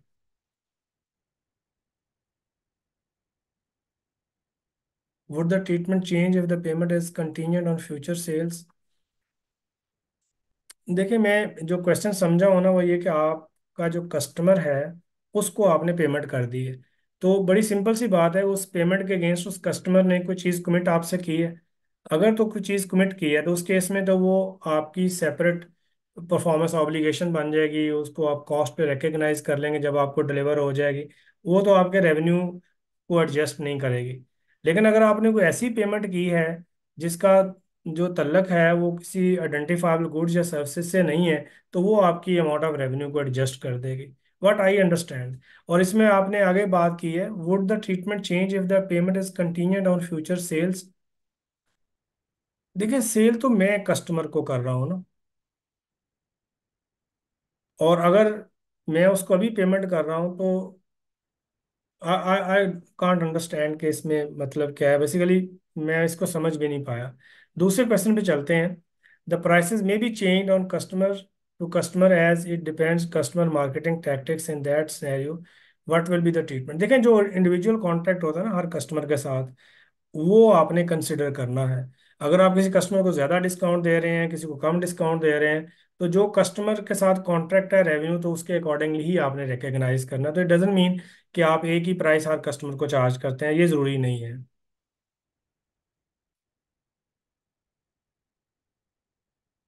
Okay ji, next आपके पास जो है, ये मैं आपसे पहले डिस्कस कर चुका हूँ कि अगर फर्ज करें एक कॉन्ट्रैक्ट में वेरिएबल पार्ट भी है और फिक्स पार्ट भी है, तो फिर आपने देख लेना है कि जो वेरिएबल है या फिक्स है, वो पर्टिकुलर जो गुड्स या सर्विसेज हैं जिनसे वो रिलेट कर रहा है, वो उनकी जो स्टैंड अलोन प्राइसेस उनको डिपिक्ट भी कर रहा है कि नहीं कर रहा। अगर फर्ज करें उनकी स्टैंड अलोन प्राइसेस को डिपिक्ट नहीं कर रहा, तो देन वेरिएबल और फिक्स जो है वो टोटल कॉन्ट्रैक्ट प्राइस बन जाएगी, और फिर वो दोनों कंपोनेंट जो होंगे वो हम जो डिफरेंट परफॉर्मेंस ऑब्लिगेशंस हैं उनको हम रिलेट करेंगे और उनको अकॉर्डिंगली हम एलोकेट करेंगे। लेकिन अगर जो फिक्स या वेरिएबल कंपोनेंट है वो जो डिस्टिंक्ट परफॉर्मेंस ऑब्लिगेशंस हैं उनकी स्टैंड अलोन प्राइसेस को डिपिक्ट कर रहे हैं, तो देन फिक्स वाला फिक्स रहेगा और वेरिएबल वाला जो परफॉर्मेंस ऑब्लिगेशन है वो वेरिएबल से रिलेट करेगा। तो इट विल डिपेंड कि आपका जो फिक्स और वेरिएबल कंपोनेंट है वो कैसे रिलेट कर रहा है जो अंडरलाइंग गुड्स या सर्विसेज हैं उनके साथ। And then standalone selling prices जो होती हैं वो कैसे डिटर्मिन होती हैं। तो there are various way to determine the standalone selling prices. It may be market value if that good is you can say individually sold on the market. और अगर फर्ज करें वो इंडिविजुअली सेल नहीं हो रही है बट कोई रिलेटेड प्रोडक्ट सेल हो रही है, तो adjusted market value can also be use. और then you can also use expected cost plus margin. और उसके बाद रेजिडुअल अप्रोच है। रेजिडुअल अप्रोच का मतलब ये है कि अगर फर्ज करें एक कॉन्ट्रैक्ट में दो या तीन गुड्स या सर्विसेज हैं, उनकी जो है वो मार्केट वैल्यू अवेलेबल है, और एक उनमें से जो है उसकी प्राइस अवेलेबल नहीं है, तो टोटल प्राइस में से जिनकी प्राइस अवेलेबल है वो लेस करें। जो बैलेंस अमाउंट होगी that will be allocated to the good जिसके लिए आपको वैल्यू अवेलेबल या मार्केट वैल्यू अवेलेबल नहीं है। ओके जी, एनी क्वेश्चन यू हैव। क्योंकि अभी हमने ट्रांजैक्शन प्राइस को आइडेंटिफाई कर लिया है, इसमें कोई अगर आपको लगता है कोई चीज़ तो प्लीज़ क्वेश्चन रेज कर दें। अदरवाइज फिर हम रिकग्निशन और रेवेन्यू की बात करते हैं। जी, एनी क्वेश्चन वी हैव।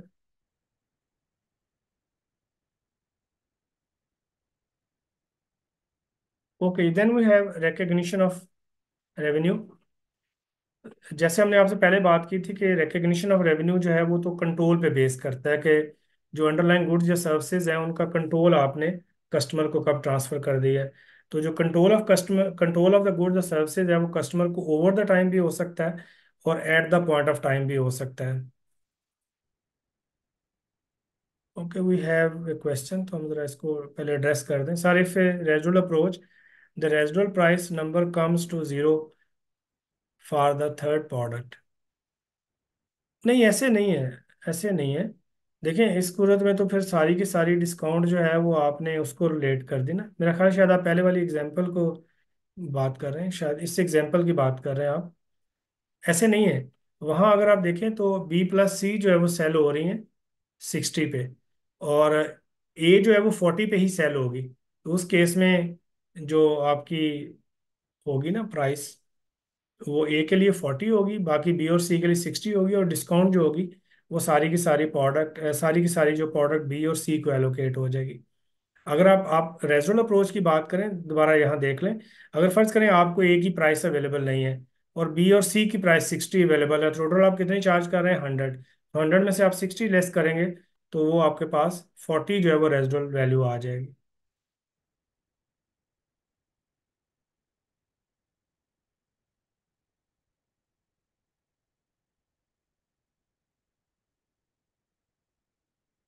अच्छा, ये एक और क्वेश्चन हमारे पास आया है।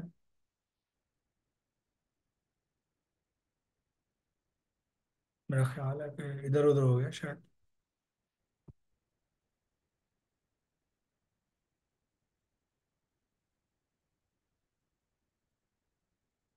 ओके, ये अभी इन्होंने एक क्वेश्चन पूछा है, जरा इसको मैं एक्सप्लेन कर दूं।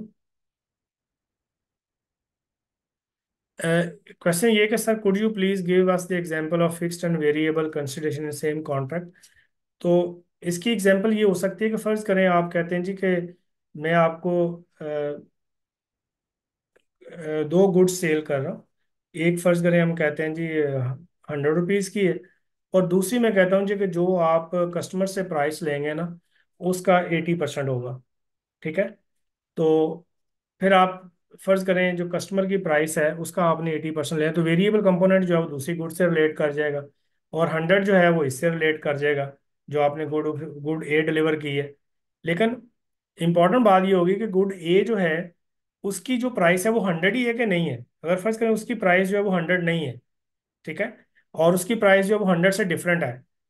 फर्ज करें आप कहते हैं कि उसकी प्राइस तो 60 है, मार्केट वैल्यू जो है, और अब आप गुड बी के लिए जो है वो कह रहे हैं कि जो आपका रेवेन्यू होगा उसका हम 80% चार्ज कर लेंगे। तो इसका मतलब ये हुआ कि गुड बी की जो वेरिएबल कंसिडरेशन उसके अंदर गुड ए का भी पार्ट है। तो ये इस तरह से बेसिकली जो है वो आप कहते हैं कि एक ही कॉन्ट्रैक्ट के अंदर फिक्स प्राइस भी आ सकती है, वेरिएबल प्राइस भी आ सकती है। इसकी कई और एग्जांपल्स हो सकती हैं, जैसे इंसेंटिवाइज कर देते हैं आपको, पेनल्टीज आप चार्ज कर देते हैं अपने कस्टमर को, तो वो भी आपके रेवेन्यू का पार्ट बन जाती है। आपको कोई पेनल्टी चार्ज हो जाती है तो वो भी ज़ारा का रेवेन्यू का पार्ट बन जाती है। If we using our customer building on rent, do we need to rent a net of our revenue with the amount of rent? देखिए यहाँ दो पार्टीज इन्वॉल्व हो जाती हैं, एक है जिससे आपने रेंट पे बिल्डिंग ली है, और एक वो पार्टी जिसको आपने रेंट पे बिल्डिंग दी है।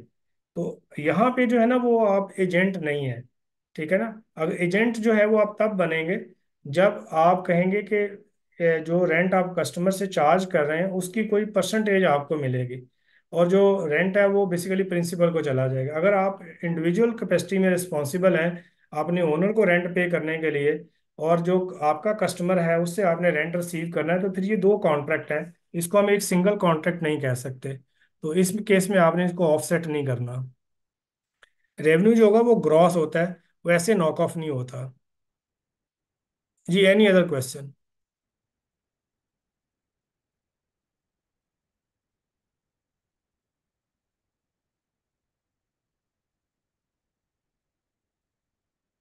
ओके जी, another question, revenue would be as per performance obligation, then is it for discount with separate product wise revenue?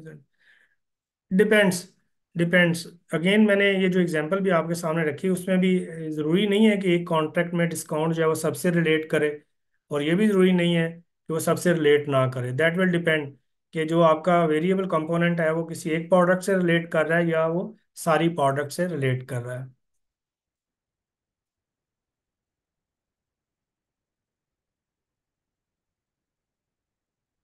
Okay, question rephrase हुआ है, sorry, using the building of our customer for home we are selling the goods. मैं पूरा दोबारा पढ़ता हूँ। If we using our customer building on rent, do we need to net off our revenue with the customer with the amount of rent? नहीं जी, ये customer हमारे और हैं। Sorry, using the building of customer, मेरा ख्याल है कि ये दोनों अलहदा कॉन्ट्रैक्ट्स होंगे, ऐसे नहीं हो सकता कि आपने एक तो बिल्डिंग रेंट पे ली हुई है और बेशक वो कस्टमर की बिल्डिंग ही क्यों नहीं है। तो that will depend on the contract. मेरा नहीं ख्याल कि आप दोनों को नॉक ऑफ कर सकते हैं, क्योंकि वो गुड्स और सर्विसेज एक जैसी नहीं है। ओके जी, let's move forward.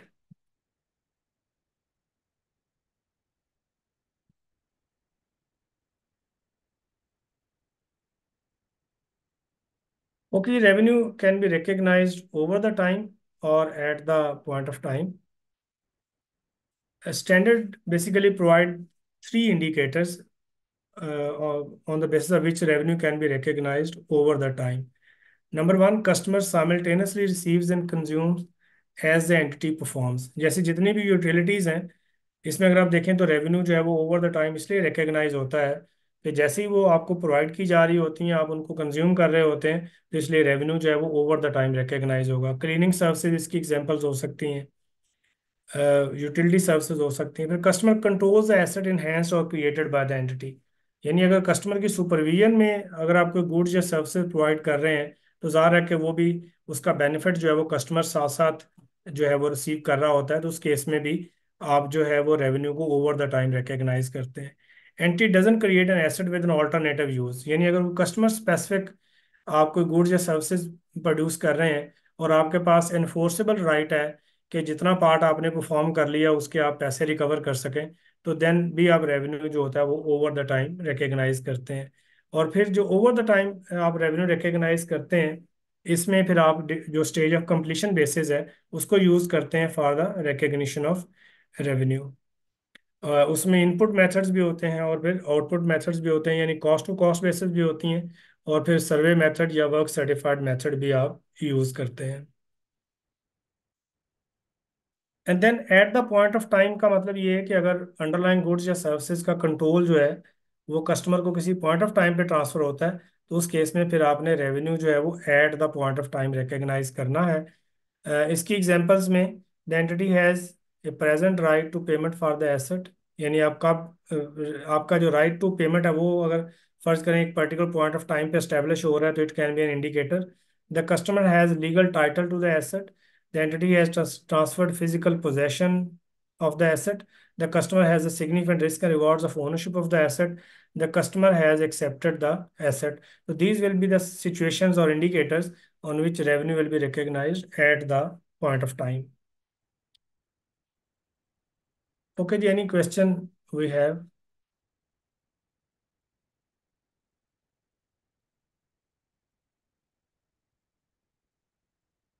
Okay, thank you जी, हम आगे मूव करते हैं।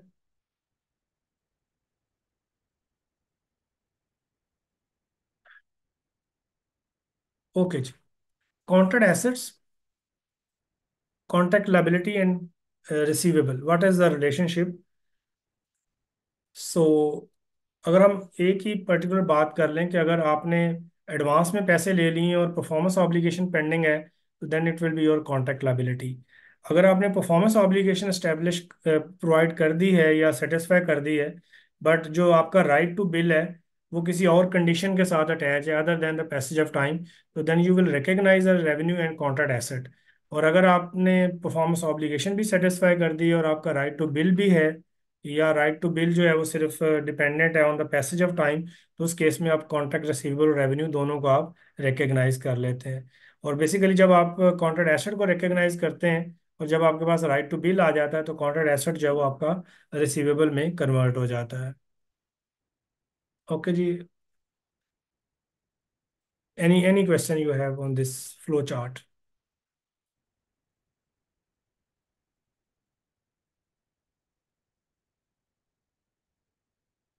Okay, then we have contract cost. This IFRS allow that if certain cost is incurred, you can say in obtaining the contract, and certain incremental cost is going to be incurred on fulfilling the contract, so then that can be recognized and amortized over the period of time, according to the you can say amount of revenue or in the pattern of revenue to be recognized. तो जो आपके पास cost to obtain the contract है वो sales commission है, legal fees है and bonuses to employees हैं। और cost to fulfil the contract जो है, इसमें cost related directly to the contract है, cost generated oblige enhanced resources used in satisfying the performance obligation in the future है, और cost जो है वो are expected to be recovered है। लेकिन इसमें अगर आप देखें तो जो एग्जांपल्स आपके पास हैं वो डायरेक्ट लेबर है, डायरेक्ट मटेरियल है, एलोकेटेड कॉस्ट है, या चार्जेबल कॉस्ट है। बट जो एडमिन कॉस्ट है या वेस्टेड मटेरियल्स हैं या कॉस्ट ऑफ पास्ट परफॉर्मेंसेज हैं या इनडिस्टिंग्विशेबल कॉस्ट हैं, उनको आप जो है वो कॉन्ट्रैक्ट कॉस्ट के तौर पर रिकग्नाइज नहीं कर सकते हैं। ओके जी, any question you have on this?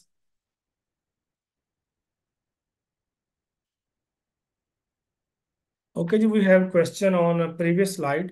In case of delivery application, for example, Food Panda, we collect the delivery charges from customer and then pays a portion of full amount to driver with agreed rates. In this delivery transaction, whether Food Panda will be considered as agent or still be principal. देखें, इस case में अगर फर्ज करें आप food पांडा जो है वो सिर्फ प्लेटफॉर्म के तौर पे एक्ट कर रहा है, और डिलीवरी जो है वो उसकी रिस्पॉन्सिबिलिटी नहीं है, तो उस केस में तो आप कह सकते हैं कि डिलीवरी जो है वो आपका रेवेन्यू नहीं होगा। लेकिन अगर फर्ज करें डिलीवरी आपकी रिस्पॉन्सिबिलिटी है और आपने आगे उसके साथ एग्रीमेंट किया हुआ है किसी पर्सन के साथ कि उसने चीज़ें डिलीवर करनी है, तो वो आपका एक सेपरेट रिलेशनशिप है। पहले आपने ये देखना है कि आपका जो प्लेटफॉर्म है वो डिलीवरी जो है वो इंक्लूड करके अगर कमीशन चार्ज कर रहा है, जो कि बेसिकली आपका कस्टमर है जिसने चीज़ें प्रोवाइड करनी है, तो फिर आप जो है वो इसको सेपरेट रखेंगे और डिलीवरी चार्जेस को आप अपने एक्सपेंसेस के तौर पे बुक करेंगे। लेकिन अगर आपका सिर्फ प्लेटफॉर्म है और उसके ऊपर सिर्फ ऑर्डर प्लेस होता है और इसके अलावा कुछ नहीं है, तो उस केस में ज़ाहिर है कि फिर आप देखिए आपका रिलेशनशिप एनी केस एजेंट है। लेकिन जब आप डिलीवरी चार्जेस डिलीवरी खुद आप अंडरटेक करते हैं, तो फिर डिलीवरी जो है उसके अंदर आप प्रिंसिपल आ जाते हैं। और जो गुड्स या जो जिस चीज़ का ऑर्डर प्लेस हो रहा होता है उस केस में आप एजेंट आ जाते हैं। तो इट विल डिपेंड कि आप कॉन्ट्रैक्ट के अंदर किस पार्ट के अंदर एजेंट है और किस पार्ट के अंदर आप प्रिंसिपल है। तो जब आप कहते हैं जी डिलीवरी हम अंडरटेक कर रहे हैं, तो फिर वो डिलीवरी के एक्सपेंसेस जो है वो सेपरेटली आप रिकग्नाइज करते हैं। ठीक है ना, उसको फिर आप रेवेन्यू से नॉक ऑफ नहीं करते हैं। ओके जी, we have another question. If revenue is recognised at a point in time in future like real estate, will the cost also भी recognise as balance sheet item. देखिए, जहाँ भी आप कोई कॉस्ट इनकर करते हैं और आपका जो रेवेन्यू है वो आपका at a point of time है किसी फ्यूचर डेट के ऊपर, क्योंकि आपका जो परफॉर्मेंस ऑब्लिगेशन है उसका कंट्रोल ट्रांसफर नहीं हुआ टू द कस्टमर। तो उस केस में वट एवर कॉस्ट यू इनकर वो आपकी इन्वेंट्री बन जाएगी या आपका कोई एसेट बन जाएगा। और जाहिर है कि जो कस्टमर से आप पैसे ले रहे होते हैं वो आपकी कॉन्ट्रैक्ट लायबिलिटी बन जाती है।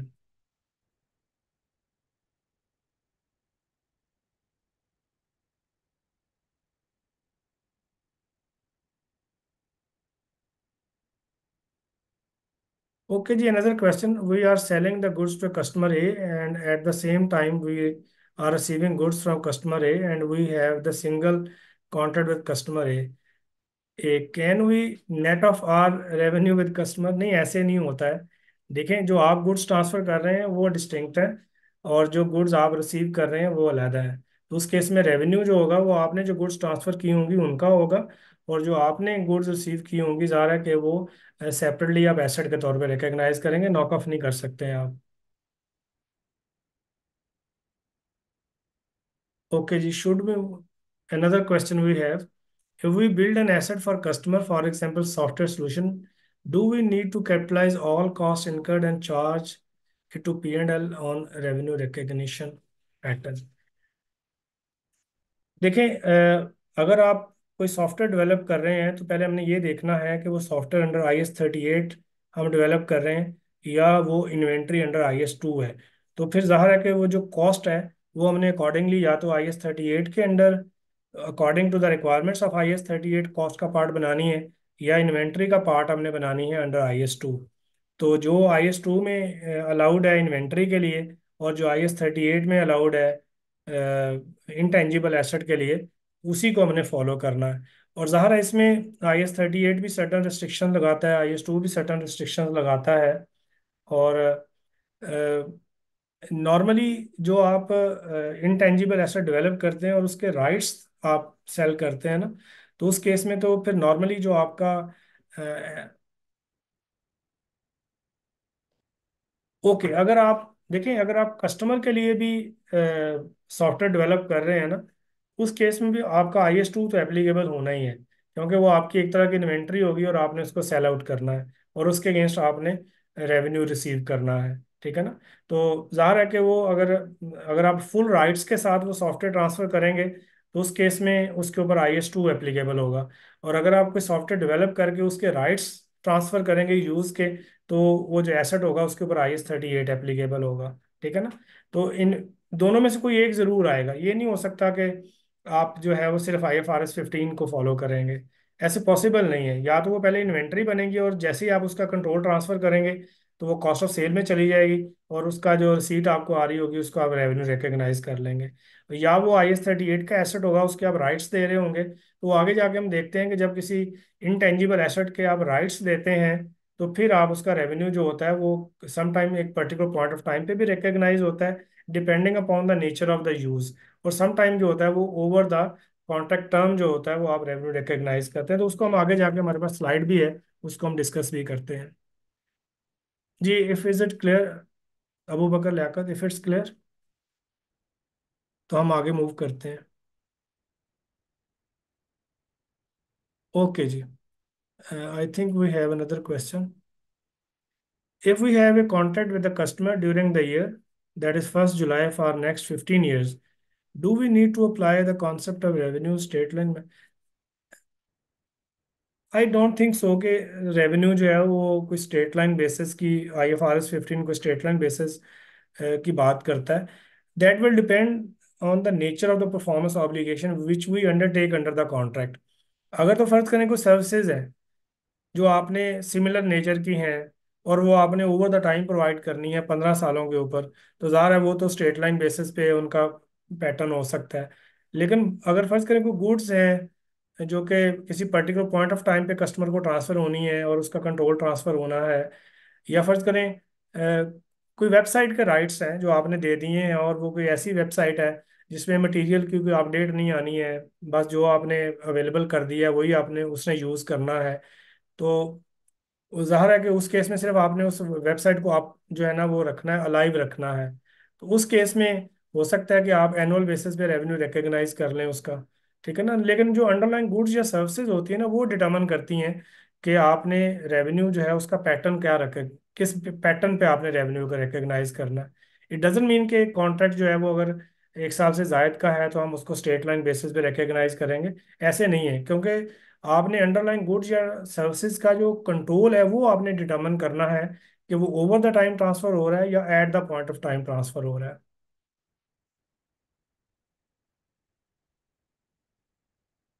जी,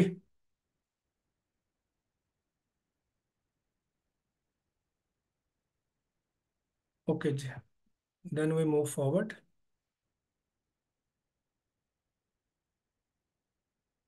okay, then we have specific guidance in the standard. These are the various areas on which you can say the IFRS provide specific guidance. First of all, right to return, assets sold, warranties, forward and call options, put options, and then contract asset receivable and contract liability, non-refundable upfront fees, bill and wholesale, honest contract, and customer loyalty programs. First of all, right of return. इसको हमने पहले भी discuss किया है कि अगर आपके पास कोई पास्ट पैटर्न, पास्ट एक्सपीरियंस है, तो देन आपने देखना है कि आपका जो कस्टमर है वो राइट ऑफ रिटर्न अवेल करता है, फुली अवेल करता है, पार्शली अवेल करता है, उसके अकॉर्डिंगली आपने जो है वो अपने रेवेन्यू को रिकग्नाइज करना है। और अगर आपके पास कोई पास्ट एक्सपीरियंस नहीं है, तो देन आप ज़ाहिर है कि वेट करेंगे टिल द डे कि जब उसके पास जो टाइम पीरियड आपने उसको दिया है वो लैप्स हो जाए, then you will recognise the revenue.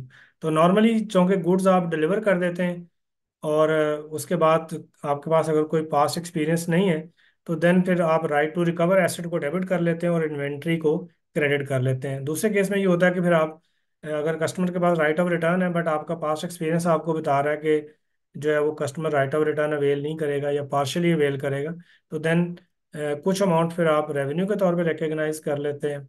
और ज़ाहिर है शुरू में चूंकि आपका राइट टू बिल अभी इस्टेब्लिश नहीं होता, तो देन नॉर्मली आप कॉन्ट्रैक्ट एसेट को डेबिट करते हैं और बाद में फिर आप रिसीवेबल को रिकग्नाइज कर लेते हैं।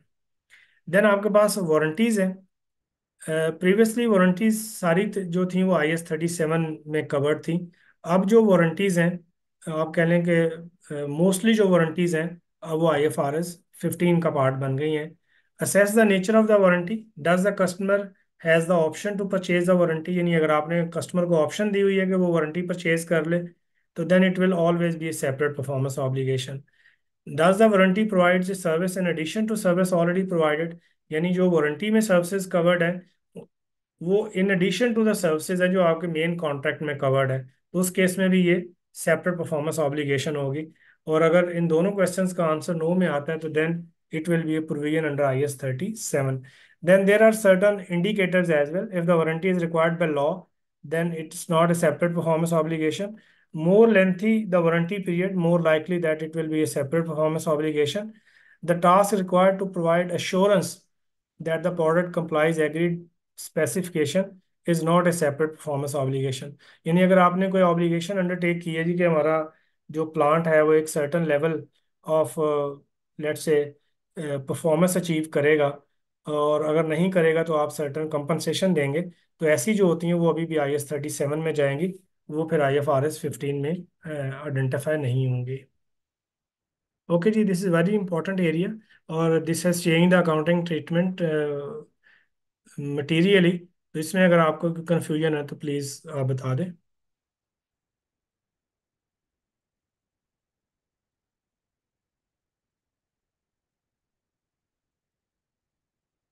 ओके जी, then we have forward or purchase call option contract. Sometime you sell the goods with the buyback arrangement, कि आप गुड सेल कर रहे हैं और बाद में आप बायबैक कर लेंगे, या आप जो है वो कॉल ऑप्शन, यानी आपके पास कॉल ऑप्शन है, यानी जो वेंडर है उसके पास ये राइट है कि वो दोबारा चीज़ें जो है वो वापस परचेज कर ले। तो अगर ऐसी सिचुएशन होगी तो then standard provide the guidance कि आपने इसको कैसे रिकग्नाइज करना है। तो फर्स्ट ऑफ ऑल, फॉरवर्ड और purchase call option, repurchase price is less than the original selling price. If the answer is yes, account for the contract as a lease unless it's a sale and lease back transaction, then IFRS 9 as a financing arrangement. तो basically आपने अगर good cell की हैं और उसको आपने buy back का agreement किया है, तो अगर तो ये बाय बैक का एग्रीमेंट जो है वो फॉरेन है, तो फिर तो हम इसको जो है वो आप कह लें कि फाइनेंसिंग अरेंजमेंट तब बनेगी जब आपने उनको क्या उसको कहते हैं हायर प्राइस पे लिया है या लोअर प्राइस है, अगर फॉरेन है। अगर आपने इसको एक लॉन्गर पीरियड के बाद आपने परचेज करने का कॉन्ट्रैक्ट किया है तो then normally it's a lease, जैसे आप लीज के स्टैंडर्ड में रिवर्ट बैक का एग्रीमेंट देखते हैं, ठीक है। और सम टाइम क्या होता है कि आप सेल करते हैं और फॉरेन वापस ले लेते हैं यूज के लिए, यानी गुड्स की नेचर ऐसी है कि आपने उनको यूज करना है, तो then it will be sale and lease back arrangement. और sale and lease back arrangement जो है वो मेजॉरिटी जो अरेंजमेंट्स हैं वो बेसिकली IFRS 9 के अंदर चले गए हैं। और अगर आपकी जो रीपरचेज प्राइस जो है वो अगर लेस है ओरिजिनल सेलिंग प्राइस से, तो फिर account for is less than the original selling price, answer is no, यानी more than the original selling price है, तो उस केस में हमेशा ये आपका फाइनेंसिंग अरेंजमेंट बनेगा, यानी it will be a loan agreement and it will be accounted for under IFRS 9। Okay जी, when you compare the repurchase price with the selling price, always consider the present values। तो आपने यानी पहले आपने जो repurchase price है उसकी पहले आपने प्रेजेंट वैल्यू लेनी है और फिर आपने उसको सेल प्राइस से कंपेयर करना है। और जब ये ऑप्शन वगैरह एक्सपायर हो जाती हैं और एक्सरसाइज नहीं होती हैं, देन उस केस में आपने ज़ाहिर है कि फिर ऑटोमेटिकली इसको रेवेन्यू रिकग्नाइज कर लेना है। अच्छा, इसमें क्वेश्चन ये पूछा गया है, sir these guidance is within standard. जी बिल्कुल, ये स्टैंडर्ड में है और ये इसकी एप्लीकेशन गाइडेंस है, ये कोई फ्रिक वगैरह नहीं है, ये स्टैंडर्ड की जो है वो एप्लीकेशन गाइडेंस के अंदर ये सारी चीज़ें कवर्ड है। Okay, then there is a put option. Put option का मतलब ये है कि जो आपका कस्टमर है उसके पास ये राइट है कि वो आपको पुट बैक कर सकता है, यानी आपको वापस सेल बैक कर सकता है। तो इसमें आपने कंपेयर करना है, repurchase price is lower than the original selling price. If the answer is yes, यानी जो रीपरचेज प्राइस है वो कम है। तो आप नॉर्मली देखते हैं कि अगर रीपरचेज प्राइस जो है वो कुछ सालों के बाद है, तो फिर तो नॉर्मली ये आपका रिवर्ट बैक का एग्रीमेंट होता है, और रिवर्ट बैक के एग्रीमेंट में आप जानते हैं कि उसको तो हम अंडर IFRS 16 लीजेस के तौर पे कंसिडर करते हैं, ठीक है जी। और फिर अगर फर्ज करें ये आपने सेल किया है और इमीडिएटली आपने वापस ले लिया है, सेल किया है और उसके पास इमीडिएट राइट है कि वो आपको सेल बैक कर सके, तो इसका मतलब ये है कि ये आपका फिर sale and lease back arrangement है। और अगर फर्ज करें जो है वो customer has the economic incentive to exercise a repurchase option, अगर कस्टमर के पास इकोनॉमिक इंसेंटिव ही नहीं है कि उसने इसको एक्सरसाइज करना है, तो देन फिर आप जो है वो IFRS 15 के अंडर फॉरेन रेवेन्यू रिकग्नाइज कर लेंगे। Repurchase price lower than the original price, answer is no, तो then the next question is repurchase price is greater than equal to selling price but less than expected market value. यानी उस दिन जिस पे ये right exercise होना है उस पे वो मार्केट वैल्यू से कम है, तो account for under IFRS 9 as a financing arrangement. If repurchase price is greater than equal to selling price and less than expected market value and no economic incentive to exercise, और कोई economic incentive भी नहीं है कि exercise होगा, तो फिर भी आप रेवेन्यू रिकग्नाइज कर लेंगे। अगेन जब आपने रीपरचेज प्राइस को कंपेयर करना है तो उसके अंदर आपने टाइम वैल्यू मनी जो है उसको भी आपने कंसिडर करना है। ओके जी, any question you have? Basically ये नॉर्मली आप कह लें कि ये जो अरेंजमेंट्स होते हैं ना बैंक्स के साथ, लोन के जो अरेंजमेंट्स होते हैं, जैसे हमारे यहाँ आजकल जो है वो बहुत सारी ट्रांजैक्शंस में हम बैंक्स को ओनरशिप ट्रांसफर कर देते हैं गुड्स की, ठीक है ना, और उनके पास उसके ऊपर हम राइट ले लेते हैं बाय बैक का, या उसके पास राइट होता है कि वो हमें सेल बैक कर दे दे, या हमारे पास राइट है, ऑप्शन है कि हम वो ऑप्शन एक्सरसाइज कर लें और बाय कर लें। तो इस तरह के जो बैंकिंग के अरेंजमेंट्स होते हैं ना उसके अंदर नॉर्मली ये आप कह लें जो कॉन्ट्रैक्ट टर्म्स होती हैं वो प्रिवेल करती हैं। ओके जी, नॉन रिफंडेबल अपफ्रंट फी। अगर फर्ज करें आप किसी कस्टमर से नॉन रिफंडेबल अपफ्रंट फी ले लेते हैं तो इट डजंट मीन कि वो आपका रेवेन्यू बन जाता है, क्योंकि रेवेन्यू जो है वो डिपेंडेंट है on the satisfaction of performance obligation. तो जब आप परफॉर्मेंस ऑब्लिगेशन सेटिस्फाई करेंगे only then you can recognise the revenue. तो अगर अपफ्रंट आपने फी ले भी ली है तो इसका मतलब ये नहीं है कि वो आपकी इमीडिएट इनकम बन जाएगी। और अगर फर्ज करें आपने कोई अपफ्रंट फी ली है और उसके अंदर कोई आपने रिन्यूअल ऑप्शन भी दे दी है, तो फिर वो जो अपफ्रंट फी है वो रिन्यूअल पीरियड के साथ भी रिलेट कर जाती है, और फिर रेवेन्यू जो होता है वो आप रिन्यूअल पीरियड के साथ भी रिलेट करके आप रिकग्नाइज करते हैं। ओके जी, bill and hold sale. Sometime आपका कस्टमर जो है वो आपको रिक्वेस्ट करता है कि हमने आपको गुड्स सेल कर दी, बट वो आपको कहता है कि इसका जो गुड्स का आप कह लें पोजेशन है वो अपने पास रखें।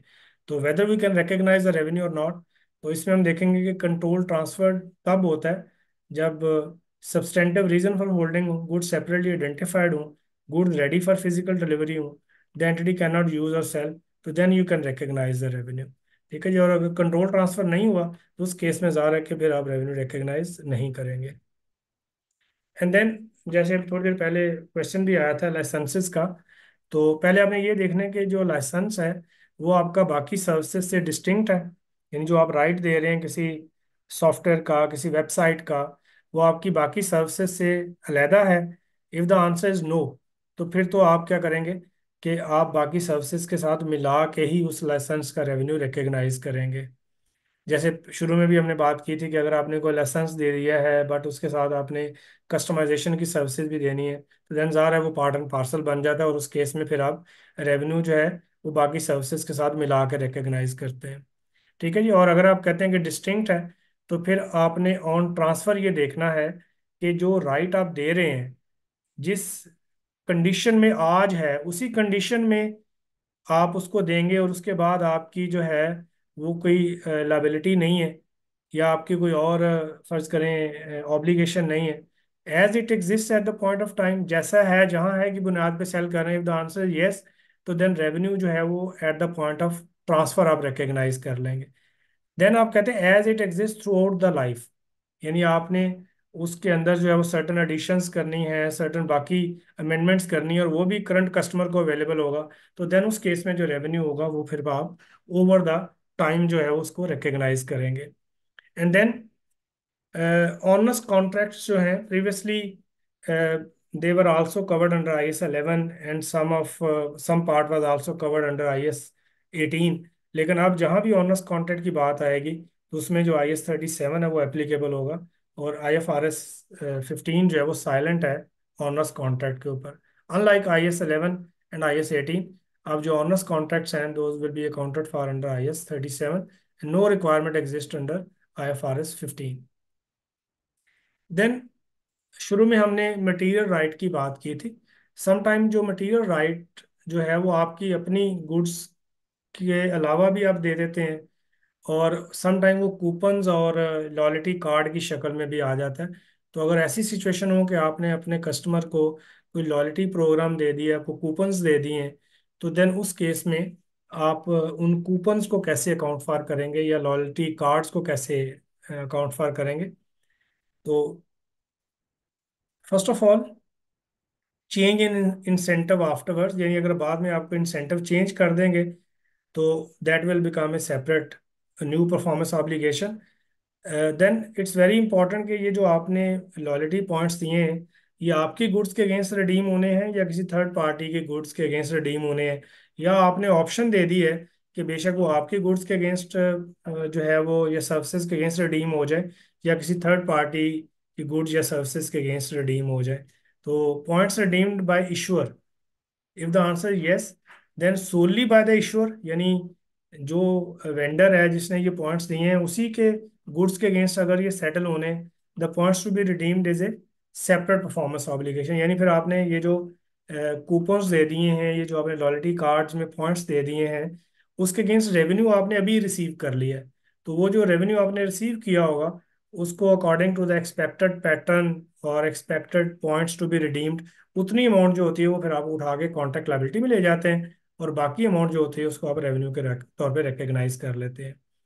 अगला क्वेश्चन ये है कि solely by others, if the answer is yes, तो इसका मतलब ये है कि जो लॉयल्टी पॉइंट्स का आपने अभी अमाउंट रिसीव की है, या आपने किसी थर्ड पार्टी को पे करने हैं, तो उस केस में फिर आप इस अमाउंट को अलहदा करेंगे और इसको आप पेएबल के तौर पे बुक कर लेंगे, कॉन्ट्रैक्ट लायबिलिटी के तौर पे आप इसको डिटर्मिन कर लेंगे। और अगर ऐसे है कि पॉइंट्स आपके अगेंस्ट भी रिडीम हो सकते हैं और थर्ड पार्टी से भी रिडीम हो सकते हैं, तो देन इनिशियली आप कॉन्ट्रैक्ट लायबिलिटी बुक कर लेंगे, और बाद में आप देखेंगे कि कितने पॉइंट्स जो हैं वो आपके थर्ड पार्टीज ने रिडीम किए हैं, कितने आपने रिडीम किए हैं। और जो आपने रिडीम किए होंगे उस कॉन्ट्रैक्ट लायबिलिटी को रेवेन्यू तब रिकग्नाइज करेंगे जब आप उसको पॉइंट्स की रिडेम्पशन दे रहे होंगे या फ्यूचर गुड्स के ऊपर डिस्काउंट दे रहे होंगे। और जो थर्ड पार्टीज ने रिडीम किए होंगे उसमें कॉन्ट्रैक्ट लायबिलिटी को डेबिट करके आप अपना पेएबल क्रेडिट कर लेंगे या आप अपने बैंक को क्रेडिट कर देंगे। जिसमें कोई है कंफ्यूजन तो प्लीज बता दें जी। Any question you have.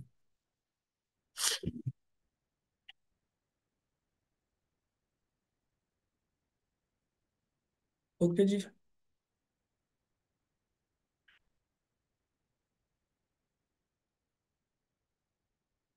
Okay, then there is an information on transition, तो I think it's not relevant now, क्योंकि ये 1 जनवरी 2018 से एप्लीकेबल हो गया।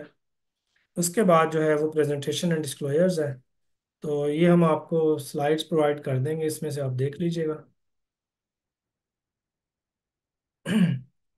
ओके जी, at the end you have any questions तो प्लीज़ मुझे बता दें, ताकि वो भी फिर हम आपको आंसर कर देते हैं जी। Any question you have. Okay जी, we have one question. What is accounting treatment and presentation for sales commission?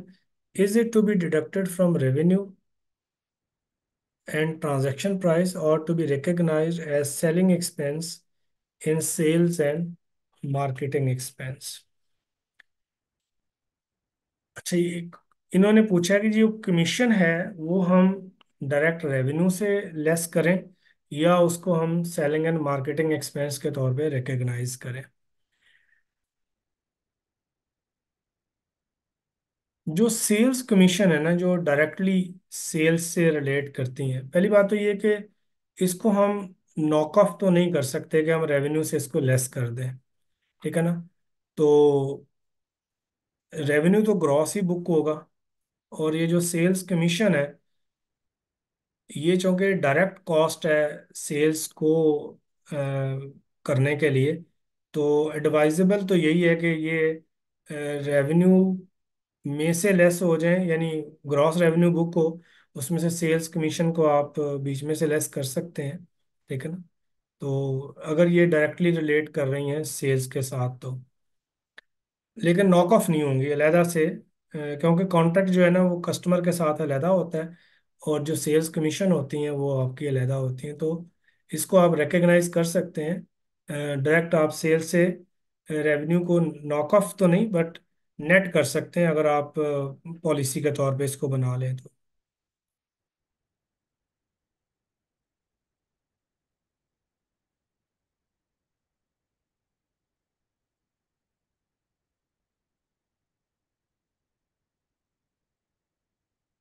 Ji, any other question we have?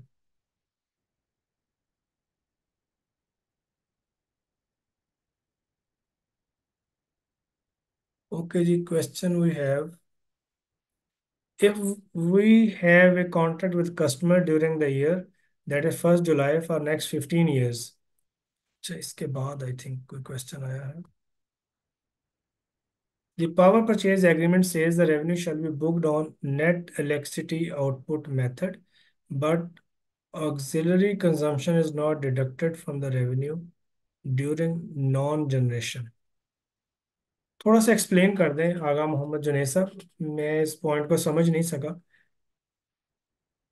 कि आपका एक पावर परचेज एग्रीमेंट है जिसमें रेवेन्यू बुक हो रहा है on net electricity output method, but auxiliary consumption is not deducted from the revenue during non generation.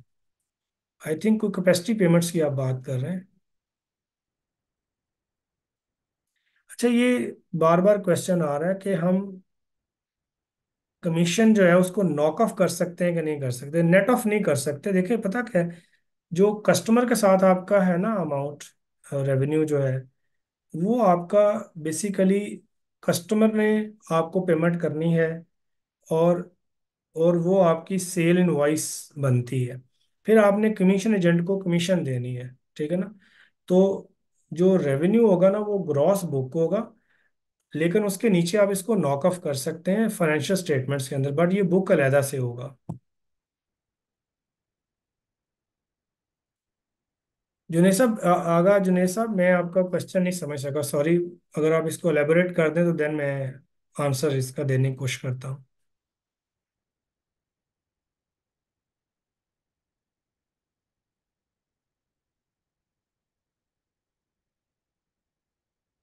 अच्छा, अब जो कॉन्सेप्ट है ना, थोड़ा सा मैं आपको बता दूं कि जो डिस्ट्रीब्यूशन कॉस्ट के अंदर बहुत सारी कॉस्ट जो आती थी ना, वो बेसिकली अब आपका मेन परफॉर्मेंस ऑब्लिगेशन का पार्ट ही बन जाएगी। जैसे फर्ज करें, अगर आप किसी कस्टमर को कहते हैं कि मैं गुड्स आपके डोर स्टेप तक आपको डिलीवर करूंगा, तो पहली बात तो ये है कि हमें देखना पड़ेगा कि कंट्रोल जो था वो किस पॉइंट ऑफ टाइम पे ट्रांसफ़र हो रहा है।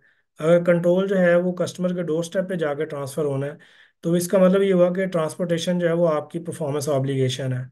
तो उस केस में तो जाहिर है कि जो ट्रांसपोर्टेशन कॉस्ट है वो आप कॉस्ट ऑफ सेल के अंदर रिकग्नाइज कर लेंगे, वो नीचे डिस्ट्रीब्यूशन एक्सपेंसेस में नहीं जाएगी। दूसरी बात यह है कि आप कहते हैं जी कि हम डोर स्टेप पे आपको डिलीवर कर रहे हैं, बट एज एन एजेंट आप ये कहते हैं कि हम जो है वो आपके लिए कोई फर्ज करें हायर कर लेते हैं कन्वेंस, या कोई पार्टी हायर कर लेते हैं जो आपको गुड्स आप प्रोवाइड कर दे। उस केस में आप एज एन एजेंट आ जाते हैं, ठीक है ना। तो उस केस में फिर आपका जो रेवेन्यू होगा वो बेसिकली होगा जो आपकी कॉस्ट है और जो आपने उससे वो चार्ज किए हैं पैसे, उनके दरमियान जो डिफरेंस होगा वो आपका रेवेन्यू बन जाएगा कमीशन के तौर पे। Is there any example of existence of significant financing component in a construction contract where revenue is recognized over time? देखिए, जहाँ पे कंस्ट्रक्शन में आप revenue over the time recognise कर रहे हैं, तो हमें देखना पड़ेगा कि जो आपकी पेमेंट टर्म्स हैं, आपने अगर कोई रिसीवेबल बुक कर लिया है या कॉन्ट्रैक्ट एसेट बुक कर लिया है, तो उसकी रिकवरी जो है अगर वो 1 साल से ज़्यादा होगी, देखिए पहले तो आप रेवेन्यू बुक करेंगे ना ओवर द टाइम, फिर उसकी जो है वो रिसीट जो है वो किसी पर्टिकुलर डेट पे आनी है। तो रेवेन्यू रिकग्निशन और जो पर्टिकुलर डेट होगी उसके दरमियान डिफरेंस जो होगा, अगर वो मटेरियल है तो वहाँ फाइनेंसिंग कंपोनेंट आ सकता है। ये नहीं है कि नहीं आ सकता, आ सकता है। लेकिन फिर वही बात होगी कि प्रेजेंट वैल्यू वहीं कैलकुलेट होएगी ना जहाँ किसी पर्टिकुलर डेट के ऊपर कैश फ्लो आइडेंटिफाई होगा। अगर किसी पर्टिकुलर डेट पे कैश फ्लो आइडेंटिफाई नहीं होता तो प्रेजेंट वैल्यू कैलकुलेट नहीं हो सकती।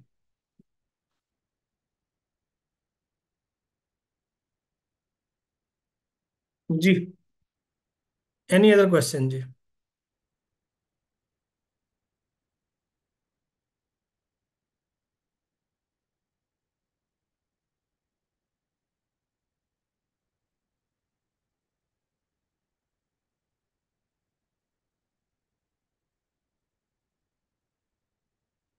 अच्छा आगा साहब, इसमें ये जो आपने मेंशन किया है ना कॉन्ट्रैक्ट, ये फिर ना या तो कॉन्ट्रैक्ट टर्म्स को गो थ्रू करना पड़ेगा, और उसके बाद हम जो है ना वो फिर आइडेंटिफाई कर सकते हैं, ठीक है ना, कि आपने स्टैंड बाय पे रखा हुआ है तो ज़ाहिर है कि आप बिजली कंज्यूम कर रहे होंगे और उसकी फिर आपको रिकवरी ले रहे होंगे।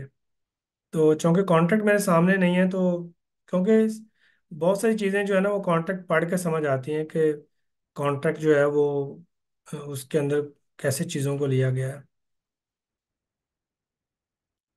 अच्छा, आप कह रहे हैं कि अगर पैसे हमने एडवांस में ले लिए हैं, तो पैसे अगर एडवांस में ले लिए हैं तो फिर जाहिर है कि सारे पैसे अगर एडवांस में ले लिए हैं तो जितनी अमाउंट आपकी ट्रांसफ़र होती जाएगी रेवेन्यू में कॉन्ट्रैक्ट लायबिलिटी से निकल के, तो जो बाकी कॉन्ट्रैक्ट लायबिलिटी बचेगी ज़ाहिर है उसके अंदर अगर फाइनेंशियल कंपोनेंट मटेरियल हुआ तो बिल्कुल लेना पड़ेगा।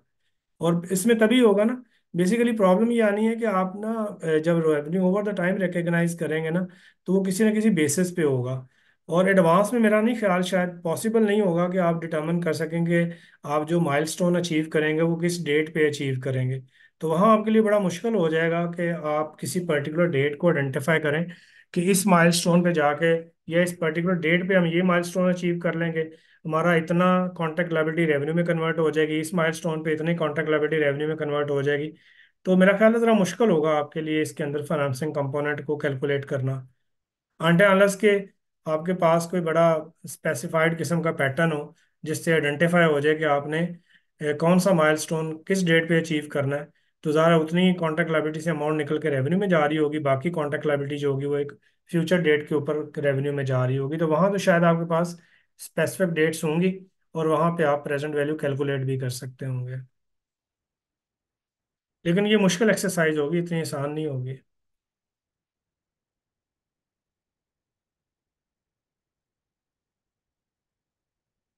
देखिए, परसेंटेज ऑफ कंप्लीशन तो एक इवेंट है ना, आपने को माइलस्टोन अचीव करना है तो वो परसेंटेज ऑफ कंप्लीशन आनी है ना। तो वो मैं कह रहा हूँ कि फर्ज करें कॉन्ट्रैक्ट लायबिलिटी जो है वो किस पर्टिकुलर डेट पे कितनी अमाउंट रेवेन्यू में शिफ्ट होगी। तो मेरा ख्याल एडवांस में डिटर्मिन करना कि हम इतना माइलस्टोन इस डेट तक अचीव कर लेंगे और एक्चुअली हो भी जाए, ठीक है ना, तो देख लें, मेरा ख्याल है कि it will be difficult exercise.